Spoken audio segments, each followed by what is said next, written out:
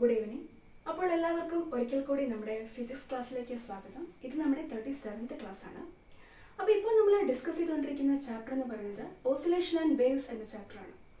ഈ ഒരു ചാപ്റ്ററിൽ ലാസ്റ്റ് ക്ലാസ്സിൽ നമ്മൾ ഡിസ്കസ് ചെയ്തിരുന്നത് എങ്ങനെയാണ് ഒരു സിമ്പിൾ ഹാർമോണിക് മോഷൻ്റെ ഡിഫറൻഷ്യൽ ഇക്വേഷനായ d²x/dt² പ്ലസ് ω²x = 0 എന്ന ആ ഒരു ഇക്വേഷനിൽ നിന്നും എങ്ങനെയാണ് ഒരു സിമ്പിൾ ഹാർമോണിക് മോഷനിൽ ഏർപ്പെട്ടുകൊണ്ടിരിക്കുന്ന ഒരു ബോഡിയുടെ ഡിസ്പ്ലേസ്മെന്റ് കാണാനുള്ള ഇക്വേഷൻ എങ്ങനെയാണ് ഡിറൈവ് ചെയ്തെടുക്കുക. ഇതെല്ലാം നമ്മൾ ലാസ്റ്റ് ക്ലാസ്സിൽ ഡിസ്കസ് ചെയ്തത്. അതേപോലെ തന്നെ ഒരു സിമ്പിൾ പെൻഡുലത്തിന്റെ ടൈം പീരീഡിനെ ഡിപ്പെൻഡ് ചെയ്ത രണ്ട് ഫാക്ടേഴ്സ്. ഏതൊക്കെയാണ് ഒരു സിമ്പിൾ പെൻഡുലത്തിന്റെ ടൈം പീരീഡിനെ ഡിപ്പെൻഡ് ചെയ്ത രണ്ട് ഫാക്ടേഴ്സ്? അതിലൊന്ന് പെൻഡുലത്തിന്റെ ലെങ്ത് ആയ L ആണെന്ന് നമ്മൾ പഠിച്ചു. അതിന് second factor acceleration due to gravity G ആണെന്ന് പഠിച്ചു. അപ്പോൾ ഇതൊക്കെയാണ് നമ്മൾ ലാസ്റ്റ് ക്ലാസ്സിൽ ഡിസ്കസ് ചെയ്തിരുന്നത്. അപ്പോൾ ലാസ്റ്റ് ക്ലാസ്സിൽ നമ്മൾ കണ്ടു ഒരു സിമ്പിൾ ഹാർമോണിക് മോഷനിൽ ഏർപ്പെട്ടുകൊണ്ടിരിക്കുന്ന ഒരു ബോഡിയുടെ ഡിസ്പ്ലേസ്മെന്റ് കാണാനുള്ള equation x = a sin ωt + phi ആണെന്ന് കണ്ടു. അപ്പോൾ ആ ഒരു ഇക്വേഷൻ എങ്ങനെയാണ് നമ്മുടെ സിമ്പിൾ ഹാർമോണിക് മോഷന്റെ ഡിഫറൻഷ്യൽ ഇക്വേഷനായ d²x/dt² പ്ലസ് ω²x = 0 എന്ന ആ ഒരു ഇക്വേഷനിൽ നിന്നും നമ്മൾ ആദ്യം സിമ്പിൾ ഹാർമോണിക് മോഷനിൽ ഏർപ്പെട്ടുകൊണ്ടിരിക്കുന്ന ബോഡിയുടെ വെലോസിറ്റി കാണാനുള്ള ഇക്വേഷൻ ഡെറൈവ് ചെയ്തു. ആ ഇക്വേഷൻ ഇങ്ങനെയായിരുന്നു: വെലോസിറ്റി v = ω√a² - x². അതിനുശേഷം ആ ഒരു ഇക്വേഷനിൽ നിന്നും, അതായത് dx/dt = ω√a² - x² എന്ന ആ ഒരു ഇക്വേഷനിൽ നിന്നുമായിരുന്നു നമ്മൾ ഒരു സിമ്പിൾ ഹാർമോണിക് മോഷനിൽ ഏർപ്പെട്ടുകൊണ്ടിരിക്കുന്ന ഒരു ബോഡിയുടെ ഡിസ്പ്ലേസ്മെന്റ് ആയ x കാണാനുള്ള ഇക്വേഷൻ കണ്ടെത്തിയത്. അപ്പോൾ ആ ഇക്വേഷൻ ഇങ്ങനെയായിരുന്നു: displacement x = a sin ωt + phi.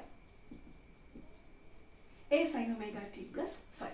ഇതിൽ x എന്ന് പറഞ്ഞാൽ അത് ഡിസ്പ്ലേസ്മെന്റ് ഓഫ് ദ ബോഡി, അതായത് സിമ്പിൾ ഹാർമോണിക് മോഷനിൽ ഏർപ്പെട്ടുകൊണ്ടിരിക്കുന്ന ബോഡി കവർ ചെയ്യുന്ന ഡിസ്പ്ലേസ്മെന്റ് ആണ് x. a എന്ന് പറഞ്ഞാൽ മാക്സിമം ഡിസ്പ്ലേസ്മെന്റ് അല്ലെങ്കിൽ ആംപ്ലിറ്റ്യൂഡ്. ω എന്ന് പറഞ്ഞാൽ ആംഗുലർ ഫ്രീക്വൻസി ആയിരുന്നു. t എന്ന് പറഞ്ഞാൽ time period. phi is A phase difference അല്ലെങ്കിൽ ഫേസ് ഷിഫ്റ്റ്. അപ്പോൾ ഈ ഒരു ഇക്വേഷൻ ശരിക്കും നമുക്ക് പറഞ്ഞു തരുന്നത് ഒരു സിമ്പിൾ ഹാർമോണിക് മോഷനിൽ ഏർപ്പെട്ടുകൊണ്ടിരിക്കുന്ന ബോഡിയുടെ ഡിസ്പ്ലേസ്മെന്റ്, ബോഡി എടുക്കുന്ന അല്ലെങ്കിൽ കവർ ചെയ്യുന്ന ആ ഒരു ഡിസ്പ്ലേസ്മെന്റിന്റെ രീതിയാണ് ശരിക്കും ഈ ഒരു ഇക്വേഷനായ x = a sin ωt + phi എന്ന ഇക്വേഷൻ നമുക്ക് പറഞ്ഞുതരാം. അപ്പോൾ ഈ ഒരു ഇക്വേഷനിലൂടെ നമ്മൾ ഒരു ബോഡി ഓസിലേഷൻ ഏർപ്പെട്ടുകൊണ്ടിരിക്കുന്ന ഒരു ബോഡി നമ്മൾ കൺസിഡർ ചെയ്തു. അപ്പോൾ എക്സ്റ്റേണൽ ആയിട്ട് ആ ബോഡിയിലേക്ക് ഫോഴ്സ് ഒന്നും അപ്ലൈ ചെയ്തില്ല എങ്കിൽ ആ ബോഡിക്ക് ഒരു പൊസിഷൻ ഉണ്ട്. അതാണ് അതിന്റെ മീൻ പൊസിഷൻ അല്ലെങ്കിൽ ഇക്വിലിബ്രിയം പൊസിഷൻ എന്ന് പഠിച്ചു. അതിനുശേഷം ആ ബോഡി അതിന്റെ ഇക്വിലിബ്രിയം പൊസിഷനിൽ നിന്നും മറ്റൊരു എക്സ്ട്രീം പൊസിഷനായ P എന്ന എക്സ്ട്രീം പൊസിഷനിൽ എത്തി നിൽക്കുമ്പോൾ ആ P എന്ന എക്സ്ട്രീം പൊസിഷനിൽ ആ ബോഡിയുടെ ഡിസ്പ്ലേസ്മെന്റ് ആയ x മാക്സിമം ആവുകയും ആ പോയിന്റിൽ ഫൈനൽ വെലോസിറ്റി ആയ v 0 ആവുകയും ആ ബോഡി അത്രയും ഡിസ്പ്ലേസ്മെന്റ് കുറച്ചുകൊണ്ട് അതിന്റെ മീൻ പൊസിഷൻ അല്ലെങ്കിൽ അതിന്റെ ഇക്വിലിബ്രിയം പൊസിഷനിൽ തന്നെ തിരിച്ചെത്തും എന്ന് പറഞ്ഞിരുന്നു. അതിനുശേഷം ആ ഒരു ഇക്വിലിബ്രിയം അല്ലെങ്കിൽ മീൻ പൊസിഷനിൽ നിന്നും വീണ്ടും ആ ബോബ് x ഡിസ്പ്ലേസ്മെന്റ് എടുത്തുകൊണ്ട് മറ്റൊരു എക്സ്ട്രീം പൊസിഷനായ Qയിൽ എത്തുകയാണ്. അപ്പോൾ മറ്റൊരു എക്സ്ട്രീം പൊസിഷനായ Qയിൽ എത്തുമ്പോഴും Q എന്ന എക്സ്ട്രീം പൊസിഷനിലും എത്തി നിൽക്കുമ്പോഴും ആ ബോബിന്റെ ഡിസ്പ്ലേസ്മെന്റ് ആയ x മാക്സിമം ആവുകയും ആ പോയിന്റിൽ ഫൈനൽ വെലോസിറ്റി ആയ v 0 ആവുകയും അത്രയും ഡിസ്പ്ലേസ്മെന്റ് കുറച്ചുകൊണ്ട് വീണ്ടും ആ ബോബ് അതിന്റെ ഇക്വിലിബ്രിയം പൊസിഷൻ അല്ലെങ്കിൽ മീൻ പൊസിഷനിലേക്ക് എത്തി പിന്നെ ആ ഒരു ഇക്വിലിബ്രിയം പൊസിഷൻ അല്ലെങ്കിൽ മീൻ പൊസിഷനിൽ നിന്നും മറ്റൊരു എക്സ്ട്രീം പൊസിഷനായ Pയിൽ എത്തും എന്നാണ് നമ്മൾ ലാസ്റ്റ് ക്ലാസ്സിൽ പറഞ്ഞിരുന്നു. അപ്പോൾ ആ ഒരു ഡിസ്പ്ലേസ്മെന്റിന്റെ രീതി, അതായത് ഒരു സിമ്പിൾ ഹാർമോണിക് മോഷനിൽ ഏർപ്പെട്ടുകൊണ്ടിരിക്കുന്ന ഒരു ബോഡി കവർ ചെയ്തെടുക്കുന്ന ഡിസ്പ്ലേസ്മെന്റിന്റെ രീതിയാണ് ശരിക്കും ഈ ഒരു ഇക്വേഷനായ x = a sin ωt + phi എന്ന ഇക്വേഷൻ നമുക്ക് പറഞ്ഞു തരിക. അപ്പോൾ ഈ ഒരു ഇക്വേഷനിലൂടെ നമ്മളൊരു ഗ്രാഫ് വരച്ചിരുന്നു. ഒരു സിമ്പിൾ ഹാർമോണിക് മോഷനിൽ ഏർപ്പെട്ടുകൊണ്ടിരിക്കുന്ന ബോഡിയുടെ ഗ്രാഫ് നമ്മൾ കണ്ടിരുന്നു. ആ ഗ്രാഫ് ഇങ്ങനെയായിരുന്നു. ഇതാണ് ഈ O എന്നതാണ് ആ സിമ്പിൾ ഹാർമോണിക് മോഷനിൽ ഏർപ്പെട്ടുകൊണ്ടിരിക്കുന്ന ആ ഒരു m മാസ്സുള്ള ബോബിന്റെ മീൻ പൊസിഷൻ അല്ലെങ്കിൽ ഇക്വിലിബ്രിയം പൊസിഷൻ. അതായത് എക്സ്റ്റേണൽ ആയിട്ട് യാതൊരു ഫോഴ്സും ആ ബോബിലേക്ക് കൊടുക്കാത്ത അവസ്ഥയിൽ ആ ബോബിനുള്ള പൊസിഷൻ, അതായിരിക്കും അതിന്റെ മീൻ പൊസിഷൻ അല്ലെങ്കിൽ ഇക്വിലിബ്രിയം പൊസിഷനായ O. അതാണിത്. അതിനുശേഷം ആ ബോബ് ഈ O എന്ന ഇക്വിലിബ്രിയം പൊസിഷൻ അല്ലെങ്കിൽ മീൻ പൊസിഷനിൽ നിന്നും x ഡിസ്പ്ലേസ്മെന്റ് എടുത്തുകൊണ്ട് ഇനിഷ്യലി P എന്ന ഒരു എക്സ്ട്രീം പൊസിഷനിൽ എത്തുന്നു. അപ്പോൾ ഇതാണ് P എന്ന എക്സ്ട്രീം പൊസിഷൻ. Extreme position. അതിനുശേഷം അപ്പോൾ ഈ പി എന്നത് ഒരു എക്സ്ട്രീം പൊസിഷൻ ആയതുകൊണ്ട് തന്നെ ആ പോയിന്റിൽ വെച്ച് ആ ബോബ് എടുത്ത അത്രയും ഡിസ്പ്ലേസ്മെന്റ്, ആ ബോബ് എത്ര ഡിസ്പ്ലേസ്മെന്റ് എടുത്തുകൊണ്ടാണോ പി എന്ന എക്സ്ട്രീം പൊസിഷനിൽ എത്തിയത്, ആ പി എന്ന എക്സ്ട്രീം പൊസിഷനിൽ വെച്ച് ആ ബോബിന്റെ ഡിസ്പ്ലേസ്മെന്റ് മാക്സിമം ആവുകയും ആ പോയിന്റിൽ വെച്ച് ആ ബോബിന്റെ ഫൈനൽ വെലോസിറ്റിയായ വി 0 ആവുകയും ബോബ് തിരിച്ച് അത്രയും ഡിസ്പ്ലേസ്മെന്റ് കുറച്ചുകൊണ്ട് അതിന്റെ ഒ എന്ന ഇക്വിലിബ്രിയം പൊസിഷനിലേക്ക് എത്തും. അതിനുശേഷം ഈ ഒ എന്ന ഇക്വിലിബ്രിയം പൊസിഷനിൽ നിന്നും ബോബ് മൂവ് ചെയ്ത് മറ്റൊരു എക്സ്ട്രീമിലേക്ക് പോവുകയാണ്. ആ എക്സ്ട്രീം പൊസിഷനാണ് ക്യൂ. അതായത് ബോബ് മറ്റൊരു എക്സ്ട്രീം പൊസിഷനിലേക്ക് പോകുന്നത് നമ്മുടെ ഓസിലേഷൻ പ്രോസസ്സ് നോക്കിയാൽ ആ ബോബ് രണ്ട് എക്സ്ട്രീം പൊസിഷൻസിലൂടെ പി എന്നൊരു എക്സ്ട്രീം പൊസിഷനിൽ നിന്നും ക്യൂ എന്ന എക്സ്ട്രീം പൊസിഷനിലേക്ക് ബോബ് മൂവ് ചെയ്യുന്നത് അതിന്റെ മീൻ പൊസിഷനായ ഒ ക്രോസ് ചെയ്തുകൊണ്ടാണ്. അപ്പോൾ പി എന്ന എക്സ്ട്രീം പൊസിഷനിൽ വെച്ച് ആ ബോബിന്റെ ഡിസ്പ്ലേസ്മെന്റ് മാക്സിമം ആയി, അവിടെ ഫൈനൽ വെലോസിറ്റി ആയി വി 0 ആയി. അത്രയും ഡിസ്പ്ലേസ്മെന്റ് കുറച്ചുകൊണ്ട് ബോബ് അതിന്റെ ഒ എന്ന ഇക്വിലിബ്രിയം പൊസിഷനിൽ എത്തി. അതിനുശേഷം ആ ഒ എന്ന ഇക്വിലിബ്രിയം പൊസിഷനിൽ നിന്നും ബോബ് മറ്റൊരു എക്സ്ട്രീം പൊസിഷനായ ക്യൂവിലേക്ക് പോവുകയാണ്. അപ്പോൾ ക്യൂവിലേക്ക് പോകുന്നത് ഈ ഒ എന്ന ഇക്വിലിബ്രിയം പൊസിഷൻ ക്രോസ് ചെയ്തുകൊണ്ടാണ് ആ ബോബ് ക്യൂ എന്ന എക്സ്ട്രീം പൊസിഷനിലേക്ക് എത്തുന്നത്. അപ്പോൾ ഈ ക്യൂ എന്ന എക്സ്ട്രീം പൊസിഷനിൽ വെച്ചിട്ടും ഈ ക്യൂ എന്ന് പറയുന്നത് മറ്റൊരു എക്സ്ട്രീം പൊസിഷനാണ്. അപ്പോൾ ഈ ക്യൂ എന്ന എക്സ്ട്രീം പൊസിഷനിൽ വെച്ചിട്ടും ആ ബോബിന്റെ ഡിസ്പ്ലേസ്മെന്റ് ആയ എക്സ് മാക്സിമം ആവുകയും ഫൈനൽ വെലോസിറ്റി ആയ വി മാക്സിമം ആവുകയും അത്രയും ഡിസ്പ്ലേസ്മെന്റ് കുറച്ചുകൊണ്ട് ആ ബോബ് അതിന്റെ ഇക്വിലിബ്രിയം പൊസിഷൻ തന്നെ തിരിച്ചെത്തുകയാണ്. അപ്പോൾ ഇങ്ങനെ ഒരു പ്രോസസ്സ് കണ്ടിന്യൂ ചെയ്തുകൊണ്ടേയിരിക്കുകയാണ്. നിരന്തരം ഒരു ഓസിലേറ്റ് ചെയ്തുകൊണ്ടിരിക്കുന്ന ഒരു പെൻഡുലം നിരന്തരം രണ്ട് എക്സ്ട്രീംസിലൂടെയും അതിന്റെ ഇക്വിലിബ്രിയം പൊസിഷൻ ക്രോസ് ചെയ്തുകൊണ്ട് രണ്ട് എക്സ്ട്രീം പൊസിഷനിലേക്കും എത്തിക്കൊണ്ടിരിക്കുകയാണ്. അപ്പോൾ അങ്ങനെ ഒരു പ്രോസസ്സ് കണ്ടിന്യൂ ചെയ്തുകൊണ്ടിരിക്കുകയാണ്. അപ്പോൾ ആ ഒരു മോഷൻ ഒന്ന് സൂക്ഷ്മമായിട്ട് നമ്മളൊന്ന് നോക്കിയാൽ ശരിക്കും ആ വേവ് പോകുന്നത് ആ മോഷൻ നടക്കുന്ന ഒരു സൈൻ വേവ് പോലെയാണ്. സൈൻ വേവിന്റെ equation x = a sin omega t + phi.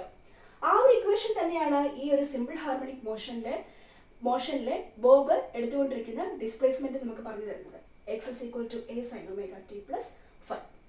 അപ്പോൾ ഇത് രണ്ടൊക്കെയാണ് നമ്മൾ ലാസ്റ്റ് ക്ലാസ്സിൽ ഡിസ്കസ് ചെയ്തത്. അപ്പോൾ ലാസ്റ്റ് ക്ലാസ്സിലൂടെ നമ്മൾ കണ്ടിരുന്നു എങ്ങനെയാണ് ഒരു സിമ്പിൾ ഹാർമോണിക് മോഷന്റെ ഡിഫറൻഷ്യൽ ഇക്വേഷൻ എങ്ങനെയാണ് ഡിറൈവ് ചെയ്യാൻ പഠിച്ചു. അതിനുശേഷം ആ ഡിഫറൻഷ്യൽ ഇക്വേഷനിൽ നിന്നും എങ്ങനെയാണ് ഒരു സിമ്പിൾ ഹാർമോണിക് മോഷനിൽ ഏർപ്പെട്ടുകൊണ്ടിരിക്കുന്ന ബോഡിയുടെ വെലോസിറ്റിക്കുള്ള ഇക്വേഷൻ കാണാൻ എങ്ങനെയാണ് ഡിറൈവ് ചെയ്യുക അത് പഠിച്ചു. അതിനുശേഷം ആ വെലോസിറ്റിയിലുള്ള ആ ഒരു ഇക്വേഷനിൽ നിന്നും എങ്ങനെയാണ് ഒരു സിമ്പിൾ ഹാർമോണിക് മോഷനിൽ ഏർപ്പെട്ടുകൊണ്ടിരിക്കുന്ന ബോഡിയുടെ ഡിസ്പ്ലേസ്മെന്റ് കാണാനുള്ള ഇക്വേഷൻ കണ്ടുപിടിക്കുക.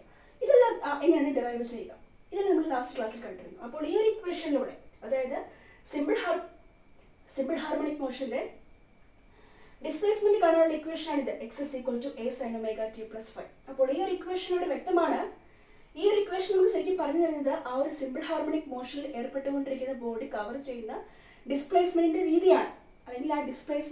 അല്ലെങ്കിൽ ആ ഒരു ബോഡി കവർ ചെയ്യുന്ന ഡിസ്പ്ലേസ്മെന്റിന്റെ രീതിയാണ് ശരിക്കും ഈ ഒരു ഇക്വേഷൻ നമുക്ക് പറഞ്ഞു തരിക. അപ്പോൾ ഓസിലേഷൻ എന്ന പ്രോസസ് ശരിക്കും ഒന്ന് നോക്കിയാൽ ശരിക്കും ആ വേവ് പോകുന്ന ഒരു സൈൻ വേവ് പോകുന്ന പോലെയാണ്. ഒരു സൈൻ വേവിന്റെ ഇക്വേഷൻ ശരിക്കും എക്സ് എന്ന ഡിസ്പ്ലേസ്മെന്റ് ആണെങ്കിൽ, ആ ഒരു വേവിന്റെ ഡിസ്പ്ലേസ്മെന്റ് ആണെങ്കിൽ x = a sin omega t + phi. അങ്ങനെയാണ് നമ്മളൊരു സൈൻ വേവിന്റെ ഇക്വേഷൻ ഡിഫൈൻ ചെയ്യുക. x = a sin omega t + phi. അതേ ഇക്വേഷൻ തന്നെയാണ് ഒരു സിമ്പിൾ ഹാർമോണിക് മോഷനിൽ ഏർപ്പെട്ടുകൊണ്ടിരിക്കുന്ന ബോഡി കവർ ചെയ്യുന്ന ഡിസ്പ്ലേസ്മെന്റ് കാണാനുള്ള equation a sin omega t + phi. അപ്പോൾ ഈ ഒരു ഇക്വേഷനിലൂടെ വ്യക്തമാണ് ശരിക്കും ഒരു സിമ്പിൾ ഹാർമോണിക് മോഷനിൽ ഏർപ്പെട്ടുകൊണ്ടിരിക്കുന്ന ബോഡിയും കവർ ചെയ്യുന്ന ഡിസ്പ്ലേസ്മെന്റിന്റെ പാത്ത് ശരിക്കും ഒരു സൈൻ വേവ് പോലെയാണ്. അപ്പോൾ ഇതൊക്കെയാണ് നമ്മൾ ലാസ്റ്റ് ക്ലാസ്സിൽ ഡിസ്കസ് ചെയ്തത്. അപ്പോൾ ആ ലാസ്റ്റ് ക്ലാസ്സിലൂടെ നമുക്ക് ആ ടോപ്പിക് നമ്മൾ കംപ്ലീറ്റ് ചെയ്തു. ഇനി നമുക്ക് അതിനുശേഷം നമ്മളൊന്ന് പഠിച്ചിരുന്നു ഒരു സിമ്പിൾ പെൻഡുലത്തിന്റെ ടൈം പീരീഡിനെ ഡിപ്പെൻഡ് ചെയ്യുന്ന ഫാക്ടേഴ്സ് ഏതൊക്കെയാണ്. അതിലൊരു factor length of the pendulum ആയിരുന്നു. Second factor acceleration due to gravity. Length of the pendulum കൂടുന്നതിനനുസരിച്ച് പെൻഡുലത്തിന്റെ ടൈം പീരീഡ് കൂടും, പക്ഷെ അതേ അളവിൽ കൂടില്ല. പെൻഡുലത്തിന്റെ ലെങ്ത് എത്രത്തോളം കൂടുന്നോ ആ ഒരു അളവിന്റെ സ്ക്വയർ റൂട്ട് എടുത്താൽ അത്രയും അളവിലായിരിക്കും ആ പെൻഡുലത്തിന്റെ ടൈം പീരീഡ് ഇൻക്രീസ് ആകുക. Second factor acceleration due to gravity G ആയിരുന്നു. Acceleration due to gravity G എത്രത്തോളം കൂടുന്നോ അത്രത്തോളം പെൻഡുലത്തിന്റെ ടൈം പീരീഡ് കുറയും എന്ന് പഠിച്ചു. ഇൻവേഴ്സ്ലി പ്രൊപ്പോർഷണൽ ആണ്. സോ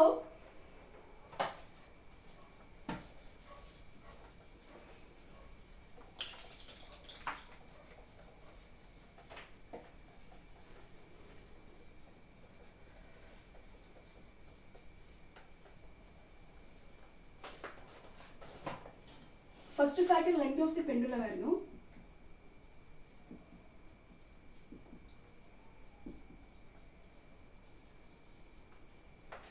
സെക്കൻഡ് ഫാക്ടർ എന്ന് പറയുന്നത് acceleration due to gravity G.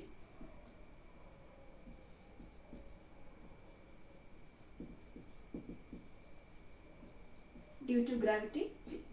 ഈ രണ്ട് ഫാക്ടേഴ്സ് ആയിരുന്നു ഒരു സിമ്പിൾ പെൻഡുലത്തിന്റെ ടൈം പീരീഡിനെ ഡിപ്പെൻഡ് ചെയ്യുന്ന രണ്ട് ഫാക്ടേഴ്സ്. അപ്പോൾ നമ്മുടെ ഒരു സിമ്പിൾ പെൻഡുലത്തിന്റെ ടൈം പീരീഡ് കാണാനുള്ള ഇക്വേഷൻ ഇതാണ്, T is equal to 2π√L/g. അപ്പോൾ ഈ ഒരു ഇക്വേഷനിലെ ഈ 2π എന്ന കോൺസ്റ്റന്റ് എന്ന് റിമൂവ് ചെയ്താൽ ഇക്വേഷൻ ഇങ്ങനെ വരും, T directly proportional to √L/g. ഇതിനർത്ഥം T directly proportional to √L and T inversely proportional to √g. അതായത് ടൈം പീരീഡ് പെൻഡുലത്തിന്റെ ലെങ്ത് കൂടുന്നതിനനുസരിച്ച് ആ പെൻഡുലത്തിന്റെ ടൈം പീരീഡ് കൂടിക്കൊണ്ടിരിക്കുകയാണ്. പക്ഷെ ഒരിക്കലും അതേ അളവിൽ കൂടില്ല. പെൻഡുലത്തിന്റെ ലെങ്ത് എത്രത്തോളം കൂടുന്നോ അത്രത്തോളം അളവിൽ തന്നെ ടൈം പീരീഡ് കൂടില്ല. പെൻഡുലത്തിന്റെ ലെങ്ത് എത്രത്തോളം കൂടുന്നോ ആ ഒരു അളവിന്റെ ഒരു സ്ക്വയർ റൂട്ട് എടുത്താൽ അത്രയും അളവിലായിരിക്കും പെൻഡുലത്തിന്റെ ടൈം പീരീഡ് T കൂടുക. അതായത് പെൻഡുലത്തിന്റെ ലെങ്ത് ഒന്ന് നമ്മൾ ക്വാഡ്രപ്പിൾ ചെയ്താൽ, അതായത് ഒന്ന് 4 ടൈംസ് ഇൻക്രീസ് ചെയ്താൽ ഡബിൾ ആയിട്ട് ഇൻക്രീസ് ആകും ടൈം പീരീഡ്, പെൻഡുലത്തിന്റെ time period. Second factor acceleration due to gravity G ആണ്. G acceleration due to gravity ആയി ജി എത്രത്തോളം കൂടുന്നോ അത്രത്തോളം ആ പെൻഡുലത്തിന്റെ ടൈം പീരീഡ് കുറയും എന്ന് നമ്മൾ പഠിച്ചു. അപ്പോൾ ഇതൊക്കെയാണ് ലാസ്റ്റ് ക്ലാസ്സിൽ ഡിസ്കസ് ചെയ്തിരുന്നത്. അപ്പോൾ ലാസ്റ്റ് ക്ലാസ്സിൽ പറഞ്ഞിരുന്നു അടുത്ത ക്ലാസ്സിൽ നമ്മൾ ഡിസ്കസ് ചെയ്യാൻ പോകുന്നത് ഈ ഒരു ഫോർമുലയെ ബേസ് ചെയ്തിട്ടുള്ള, അതായത് T is equal to 2π√L/g എന്ന ആ ഒരു ഫോർമുലയെ ബേസ് ചെയ്തിട്ടുള്ള കുറച്ച് പ്രോബ്ലംസ് വർക്കൗട്ട് ചെയ്യാമെന്ന് പറഞ്ഞിരുന്നു. അപ്പോൾ ഇന്നത്തെ ക്ലാസ്സിൽ നമ്മൾ ഡിസ്കസ് ചെയ്യാൻ പോകുന്നത് ഒരു സിമ്പിൾ പെൻഡുലത്തിന്റെ ടൈം പീരീഡ് കാണാനുള്ള ഇക്വേഷനായ T is equal to 2π√L/g എന്ന ആ ഇക്വേഷനെ ബേസ് ചെയ്തിട്ടുള്ള കുറച്ച് പ്രോബ്ലംസ് ആണ്. അപ്പോൾ ഫസ്റ്റ് പ്രോബ്ലം നമുക്ക് നോക്കാം.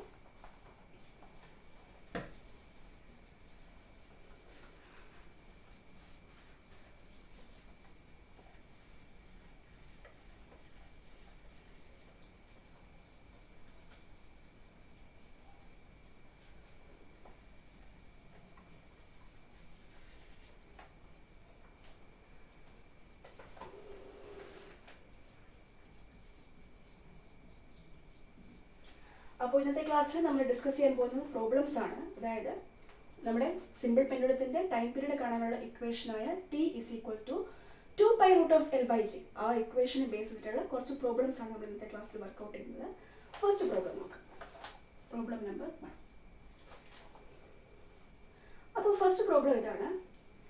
When the length of a pendulum is increased by 36 centimeter, its time period of oscillation is found to increase by 25%. Its time period of oscillation is increased by 25%. The initial length of the pendulum. Initial length of the pendulum. Options under first option 36 centimeter. Option B 52 centimeter. Option C 64 centimeter. And option D 38 centimeter. ഇത്രയുമാണ് options. അപ്പോൾ question ഇതാണ്, when the length of a pendulum is increased by 36 centimeter. അതായത് ഒരു pendulum ഉണ്ട്, ഒരു പെൻഡുലത്തിന്റെ basic structure question ഒരു വട്ടം കൂടി വായിക്കാം. ക്വസ്റ്റ്യൻ ഇങ്ങനെയാണ്, when the length of a simple pendulum is increased by 36 centimeter, its time period of oscillation is found to increase by 25%.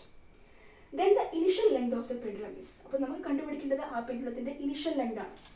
അപ്പോൾ ആ ഇനിഷ്യൽ ലെങ്ത് ഏതാണെന്നുള്ള ഓപ്ഷൻസ് ഉണ്ട്. First option 36 centimetre, second option 52 centimetre, third option 64 centimetre and fourth option 38 centimetre. അപ്പോൾ option A എന്ന് പറയുന്നത് 36 centimetre, option B എന്ന് പറയുന്നത് 52 centimetre, option C എന്ന് പറയുന്നത് 64 സെന്റിമീറ്റർ, ഓപ്ഷൻ ഡി എന്ന് പറയുന്നത് 38 സെന്റിമീറ്റർ.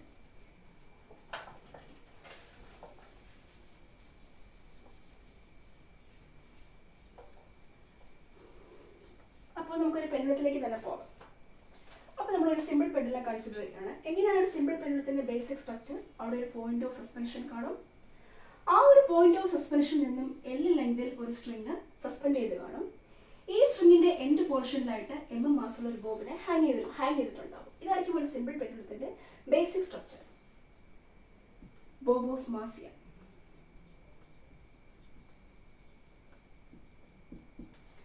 ഇതാണ് ഒരു സിമ്പിൾ പെൻഡുലത്തിന്റെ ബേസിക് സ്ട്രക്ചർ. അപ്പോൾ ഇതാണ് പോയിന്റ് ഓഫ് സസ്പെൻഷൻ. ഈ പോയിന്റ് ഓഫ് സസ്പെൻഷനിൽ നിന്നും L ലെങ്തുള്ള ഒരു സ്ട്രിങ് സസ്പെൻഡ് ചെയ്തിരിക്കുന്നു. ആ സ്ട്രിങ്ങിന്റെ എൻഡ് പോർഷനിലായിട്ട് മാസുള്ള ഒരു ബോബിനെ ഹാങ് ചെയ്തിരിക്കുന്നു. എക്സ്റ്റേണൽ ആയിട്ട് ഫോഴ്സ് ഒന്നും അപ്ലൈ ചെയ്യാത്തപ്പോൾ ഈ ബോബിനുള്ള പൊസിഷൻ അതിന്റെ ഇക്വിലിബ്രിയം പൊസിഷൻ അല്ലെങ്കിൽ മീൻ പൊസിഷൻ. അപ്പോൾ ഇതാണ് ഒരു സിമ്പിൾ പെൻഡുലത്തിന്റെ ബേസിക് സ്ട്രക്ചർ. ഇവിടെ പറഞ്ഞിരിക്കുന്നത് ആ ഒരു ഇങ്ങനെ സ്ട്രക്ചറുള്ള ഒരു സിമ്പിൾ പെൻഡുലത്തിന്റെ ലെങ്ത് 36 സെന്റിമീറ്റർ ആയിട്ട് ഇൻക്രീസ് ആയപ്പോൾ, അതായത് ഒരു സിമ്പിൾ പെൻഡുലം ഉണ്ടായിരുന്നു. ആ പെൻഡുലത്തിന്റെ സ്ട്രിങ്ങിന്റെ ലെങ്ത് എന്ന് പറയുമ്പോൾ ഈ പോയിന്റ് ഓഫ് സസ്പെൻഷനിൽ നിന്നും ഈ ബോബ് ഹാങ് ചെയ്തിരിക്കുന്ന ഈ ഒരു പോർഷൻ അതായത് പോയിന്റ് ഓഫ് സസ്പെൻഷനിൽ നിന്നും ഒരു പെൻഡുലത്തിന്റെ ലെങ്ത് എന്ന് പറയുന്നത് പോയിന്റ് ഓഫ് സസ്പെൻഷനിൽ നിന്നും ആ ബോബ് ഏത് പോയിന്റിൽ നിന്നുമാണ് ഹാങ് ചെയ്തിരിക്കുന്നത് അവിടെ വരെയുള്ള ഡിസ്റ്റൻസിനെയാണ് ആ പെൻഡുലത്തിന്റെ ലെങ്ത് ആയിട്ട് നമ്മൾ കണക്കാക്കുക. അപ്പോൾ ഒരു പെൻഡുലത്തിന്റെ ലെങ്ത് എന്ന് പറഞ്ഞാൽ എപ്പോഴും പോയിന്റ് ഓഫ് സസ്പെൻഷനിൽ നിന്നും ആ ബോബ് മാസുള്ള ബോബ് ഹാങ് ചെയ്യാൻ തുടങ്ങിയിരിക്കുന്ന ഒരു പോർഷൻ, ഹാങ് ചെയ്യാൻ സ്റ്റാർട്ട് ചെയ്തിരിക്കുന്ന പോർഷൻ, അവിടെ വരെയുള്ള ഡിസ്റ്റൻസിനെയാണ് ഒരു പെൻഡുലത്തിന്റെ ലെങ്ത് ആയിട്ട് നമ്മൾ പറയുക. അപ്പോൾ അങ്ങനെ അത്രയും ലെങ്ത് 36 സെന്റിമീറ്റർ ആയിട്ട് ഇൻക്രീസ് ആയി. ഒരു സിമ്പിൾ പെൻഡുലത്തിന്റെ സ്ട്രിങ്ങിന്റെ ലെങ്ത് 36 സെന്റിമീറ്റർ ആയിട്ട് ഇൻക്രീസ് ആയപ്പോൾ നമ്മൾ പഠിച്ച തിയറി അനുസരിച്ചിട്ട് ഒരു പെൻഡുലത്തിന്റെ ടൈം പീരീഡിനെ ഡിപ്പെൻഡ് ചെയ്യുന്ന ഒരു ഫാക്ടർ ലെങ്ത് ആണ്. ആ പെൻഡുലത്തിന്റെ സ്ട്രിങ്ങിന്റെ ലെങ്ത് ആണ്. പെൻഡുലത്തിന്റെ സ്ട്രിങ്ങിന്റെ ലെങ്ത് എത്രത്തോളം കൂടുന്നോ അത്രത്തോളം അളവിൽ ടൈം പീരീഡ് കൂടില്ല, പക്ഷെ കൂടുതലാണ്, ഡയറക്ട്ലി പ്രൊപ്പോർഷണൽ ആണ്. ഒരു പെൻഡുലത്തിന്റെ സ്ട്രിങ്ങിന്റെ ലെങ്തും ആ പെൻഡുലത്തിന്റെ ടൈം പീരീഡും ഡയറക്ട്ലി പ്രൊപ്പോർഷണൽ ആണ്. അതായത് കൂടുമ്പോൾ കൂടുകയാണ്. ലെങ്ത് ഓഫ് ദ പെൻഡുലം കൂടുന്നതിനനുസരിച്ച് പെൻഡുലത്തിന്റെ ടൈം പീരീഡ് കൂടിക്കൊണ്ടേയിരിക്കുകയാണ്. പക്ഷെ ഒരിക്കലും ആ സെയിം അളവിൽ കൂടില്ല. ഒരിക്കലും ലെങ്ത് ഓഫ് ദി പെൻഡുലം കൂടുന്ന അതേ അളവിൽ ടൈം പീരീഡ് കൂടില്ല. ലെങ്ത് ഓഫ് ദി പെൻഡുലം എത്രത്തോളം കൂടുന്നോ ആ അളവിന്റെ ഒരു സ്ക്വയർ റൂട്ട് എടുത്താൽ അത്രയും അളവിലായിരിക്കും ടൈം പീരീഡ് ഇൻക്രീസ് ആകുക. അപ്പോൾ ഇവിടെ പെൻഡുലത്തിന്റെ ലെങ്ത് 36 സെന്റിമീറ്റർ ആയിട്ട് ഇൻക്രീസ് ആയിരിക്കുകയാണെന്നാണ് പറയുന്നത്. ഒരു പെൻഡുലം ഉണ്ടായിരുന്നു. ആ പെൻഡുലത്തിന്റെ സ്ട്രിങ്ങിന്റെ ലെങ്ത് 36 സെന്റിമീറ്റർ ആയിട്ട് ഇൻക്രീസ് ആയപ്പോൾ തീർച്ചയായിട്ടും ആ പെൻഡുലത്തിന്റെ ടൈം പീരീഡ് ഇൻക്രീസ് ആകും. Because T directly proportional to root L ആണ് അല്ലെ. അതുകൊണ്ട് തന്നെ ഈ പെൻഡുലത്തിന്റെ ലെങ്ത് 36 സെന്റിമീറ്റർ ആയിട്ട് ഇൻക്രീസ് ആകുമ്പോൾ തീർച്ചയായിട്ടും ആ പെൻഡുലത്തിന്റെ ടൈം പീരീഡ് ഇൻക്രീസ് ആകും. അപ്പോൾ ആ പെൻഡുലത്തിന്റെ സ്ട്രിങ്ങിന്റെ ലെങ്ത് 36 സെന്റിമീറ്റർ ആയിട്ട് ഇൻക്രീസ് ആയപ്പോൾ ആ സിമ്പിൾ പെൻഡുലത്തിന്റെ ടൈം പീരീഡ് ഇനിഷ്യലി ഉണ്ടായിരുന്ന ടൈം പീരീഡിന് 25% ഇൻക്രീസ് ആയി. 25% ഇൻക്രീസ് ആയി. അങ്ങനെയെങ്കിൽ എത്രയായിരിക്കും ആ പെൻഡുലത്തിന്റെ ഇനിഷ്യൽ ലെങ്ത്? അതായത് ഇൻക്രീസ് ആവാത്തപ്പോൾ ഉണ്ടായിരുന്ന ഇനിഷ്യൽ ലെങ്ത് എത്രയാണ്? പെൻഡുലത്തിന്റെ സ്ട്രിങ്ങിന്റെ ലെങ്ത് ഇനിഷ്യൽ ലെങ്ത് എത്രയാണ്? ഇതാണ് നമ്മളോടുള്ള ക്വസ്റ്റ്യൻ. അപ്പോൾ സിനോറിയോ ഇതാണ്. ഒരു സിമ്പിൾ പെൻഡുലം ഉണ്ട്. പോയിന്റ് ഓഫ് സസ്പെൻഷനിൽ നിന്നും L ലെങ്തിൽ ഹാങ് ചെയ്തിരിക്കുന്ന ഒരു സ്ട്രിങ് ഉണ്ട്. ആ സ്ട്രിങ്ങിന്റെ എൻഡ് പോർഷനിലായിട്ട് മാസുള്ള ഒരു ബോബ് ഹാങ് ചെയ്തിരിക്കുന്നു. അങ്ങനെയുള്ള ഒരു സിമ്പിൾ പെൻഡുലത്തിന്റെ സ്ട്രിങ്ങിന്റെ ലെങ്ത് 36 സെന്റിമീറ്റർ ആയിട്ട് ഇൻക്രീസ് ആയപ്പോൾ നമ്മൾ തിയറി അനുസരിച്ചിട്ട് according to T directly proportional to root L ഒരു പെൻഡുലത്തിന്റെ സ്ട്രിങ്ങിന്റെ ലെങ്ത് ഇൻക്രീസ് ആയാൽ തീർച്ചയായിട്ടും ആ പെൻഡുലത്തിന്റെ ടൈം പീരീഡ് ഇൻക്രീസ് ആകും. Because T directly proportional to root L ആണ്. പക്ഷെ ഒരിക്കലും അതേ അളവിൽ ഇൻക്രീസ് ആകില്ല, പക്ഷെ ഇൻക്രീസ് ആകുകയാണ്. അപ്പോൾ തീർച്ചയായിട്ടും ഒരു പെൻഡുലത്തിന്റെ ലെങ്ത് കൂടുന്നതിനനുസരിച്ച് ടൈം പീരീഡ് കൂടും, പക്ഷെ ഒരിക്കലും അതേ അളവിൽ കൂടില്ല. എത്രത്തോളം പെൻഡുലത്തിന്റെ സ്ട്രിങ്ങിന്റെ ലെങ്ത് എത്രത്തോളം കൂടുന്നോ ആ ഒരു അളവിന്റെ ഒരു റൂട്ട് എടുത്താൽ, സ്ക്വയർ റൂട്ട് എടുത്താൽ ആ അളവിലായിരിക്കും ടൈം പീരീഡ് ഇൻക്രീസ് ആകുക. അപ്പോൾ ഇവിടെ ആ ഒരു നമ്മുടെ പ്രോബ്ലത്തിൽ പറഞ്ഞിരിക്കുന്നത് ഒരു സിമ്പിൾ പെൻഡുലം ഉണ്ട്.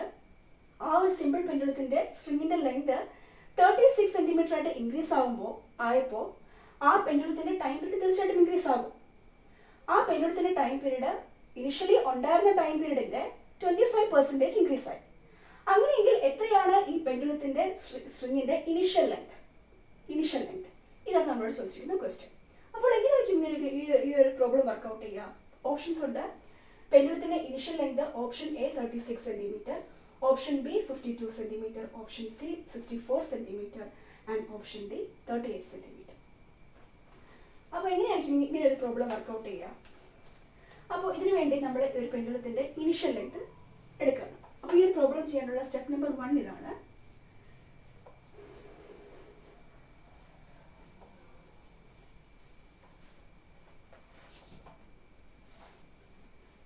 സ്റ്റെപ്പ് നമ്പർ 1, നമ്മൾ ഈ ഒരു പെൻഡുലത്തിന്റെ ഇനിഷ്യൽ ലെങ്ത് ആണ് നമുക്ക് കണ്ടുപിടിക്കേണ്ടത്. പെൻഡുലത്തിന്റെ ഇനിഷ്യൽ ലെങ്ത് എത്രയാണ് എന്നുള്ളതാണ് നമ്മളോട് ചോദിച്ചിരിക്കുന്നത്. ഒരു പെൻഡുലത്തിന്റെ ലെങ്ത് 36 ഇനിഷ്യൽ ലെങ്തിൽ നിന്നും 36 സെന്റിമീറ്റർ ഇൻക്രീസ് ആയപ്പോൾ ആ പെൻഡുലത്തിന്റെ ടൈം പീരീഡ് ഇനിഷ്യലി ഉണ്ടായിരുന്ന ടൈം പീരീഡിന്റെ 25% ഇൻക്രീസ് ആയി. അങ്ങനെയെങ്കിൽ എത്രയാണ് ആ പെൻഡുലത്തിന്റെ സ്ട്രിങ്ങിന്റെ ഇനിഷ്യൽ ലെങ്ത്? അപ്പോൾ നമുക്ക് കണ്ടുപിടിക്കേണ്ടത് ഈ ഒരു സിമ്പിൾ പെൻഡുലത്തിന്റെ സ്ട്രിങ്ങിന്റെ ഇനിഷ്യൽ ലെങ്ത് ആണ്. അപ്പോൾ ആ ഇനിഷ്യൽ ലെങ്ത് നമുക്ക് അറിയില്ല. അപ്പോൾ നമ്മൾ ആ ഇനിഷ്യൽ ലെങ്തിനെ L ആയിട്ട് എടുക്കുകയാണ്. സോ സ്റ്റെപ്പ് നമ്പർ 1 ഇതാണ്. Initial length of the pendulum. Initial length of the simple pendulum.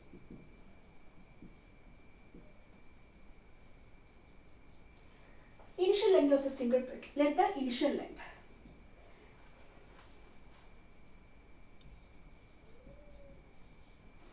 Let the initial length of the simple pendulum is L. L ആയിട്ട് എടുത്തു നമ്മൾ. L. Let the initial length of the simple pendulum is L. That's step number 1. Let the initial length of the simple pendulum is L. Initial length എത്രയാണെന്നുള്ളതാണ് നമുക്ക് കണ്ടുപിടിക്കേണ്ടത്. അപ്പോൾ നമ്മൾ ആ ഒരു പെൻഡുലത്തിന്റെ initial length നമ്മൾ L ആയിട്ട് എടുത്തു. അതാണ് step number 1. Let the initial length of the simple pendulum is L. Increased length of the pendulum. Increased length of the pendulum.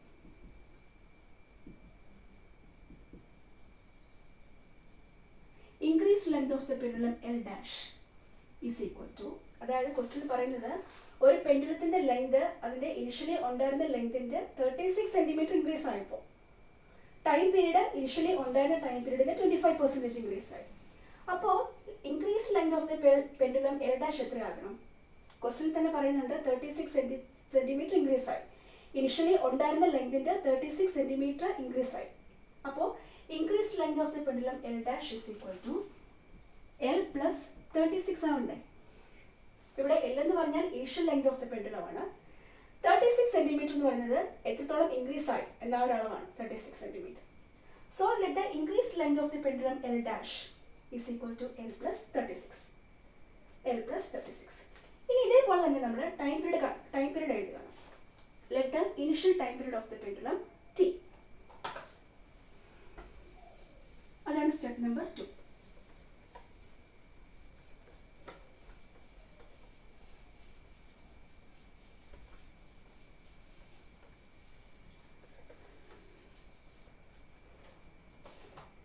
Let the initial time period of the pendulum.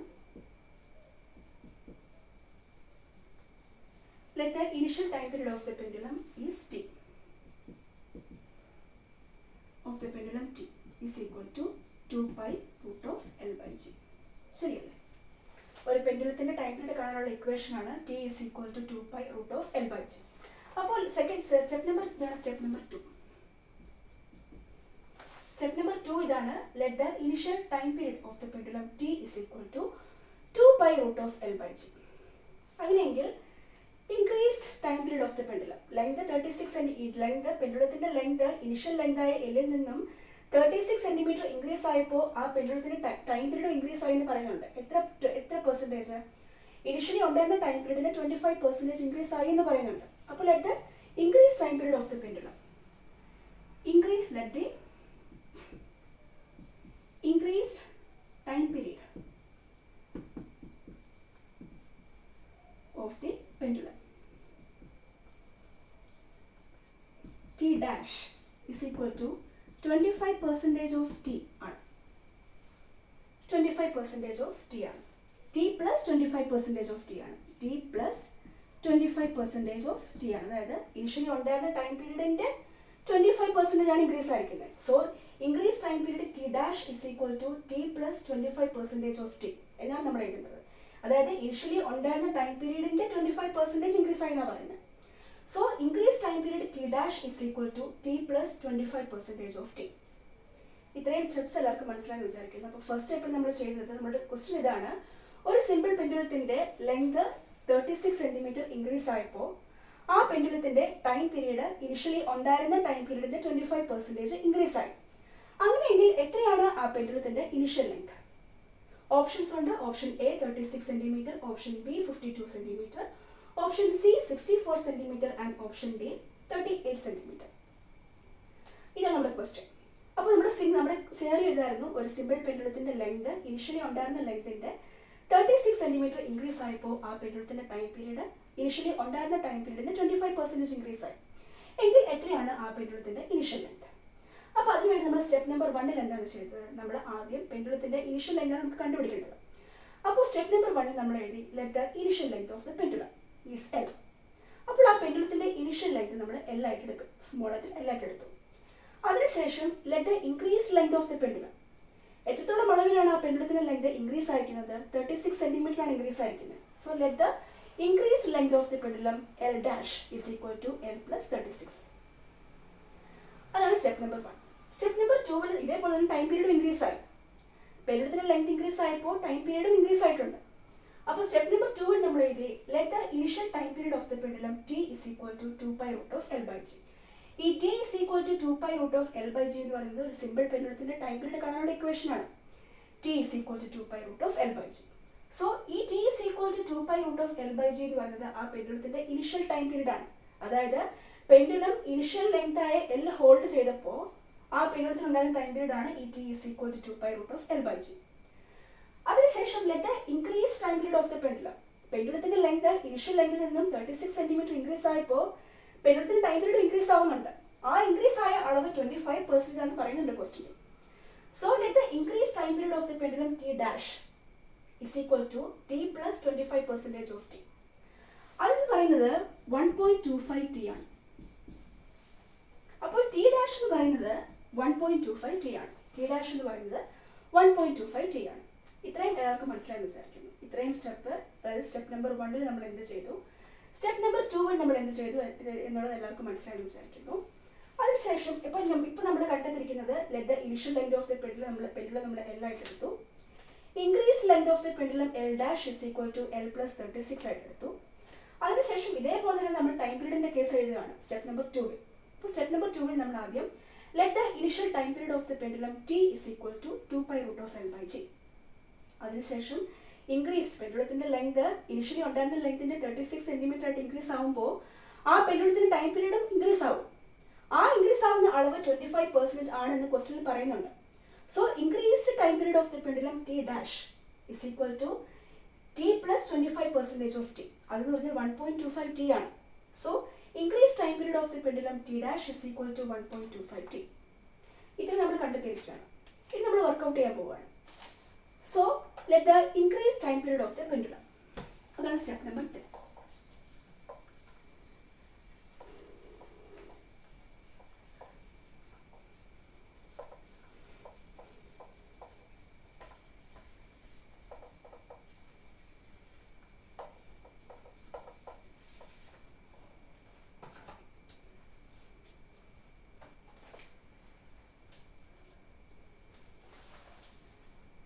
Step number 3 increased time period of the pendulum.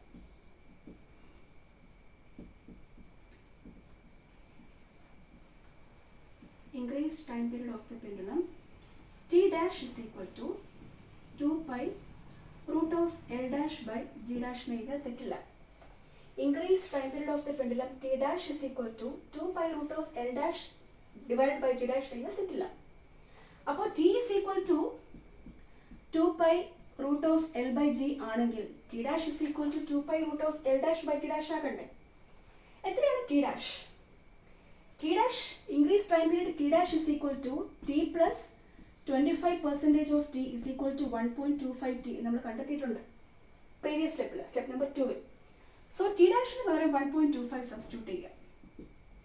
1.25 t substitute ചെയ്യുക is equal to 2π√. എത്രയാണ് L dash? L dash എന്ന് പറഞ്ഞാൽ increase length of the pendulum ആണ്. പെൻഡുലത്തിന്റെ initial ലെങ്തിനെ നമ്മൾ L എന്നും increased length of the പെൻഡുലത്തിനെ എൽ ഡാഷ് എന്നാണ് നമ്മൾ പറഞ്ഞിരിക്കുന്നത് സ്റ്റെപ്പ് നമ്പർ 1. സോ എത്രയാണ് L dash? Let the increased length of the pendulum L dash is equal to L plus 36 ആണ്. സോ എൽ ഡാഷിന് പകരം എൽ പ്ലസ് 36 സബ്സ്റ്റിറ്റ്യൂട്ട് ചെയ്യുക. ജി ഡാഷ് അതേപോലെ എഴുതുക. That is 1.25 T. എത്രയാണ് T? T is equal to 2 pi root of L by G. അപ്പോൾ ഈ ടിയുടെ സ്ഥാനത്ത് 2 pi root of L by G substitute ചെയ്യുക. 2 pi root of L by G is equal to 2 pi root of L plus 36 divided by G dash.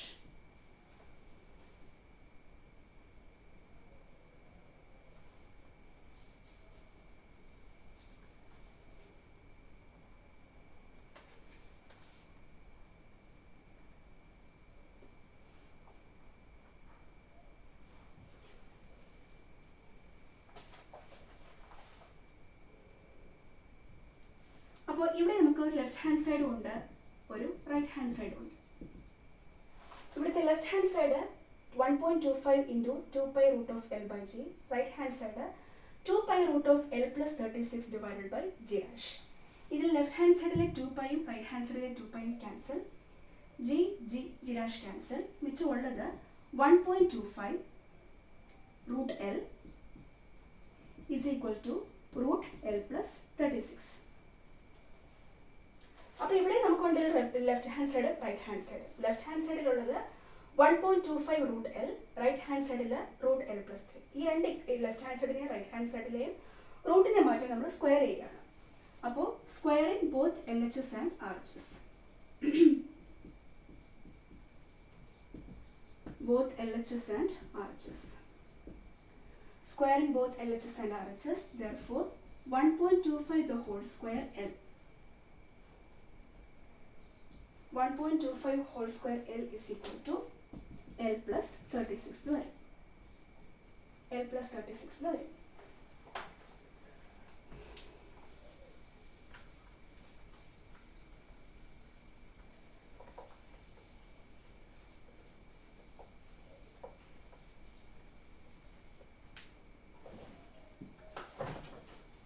അപ്പോൾ square ചെയ്ത് കഴിഞ്ഞപ്പോൾ 1.25 the whole square L is equal to L plus 36 എന്ന് കിട്ടി.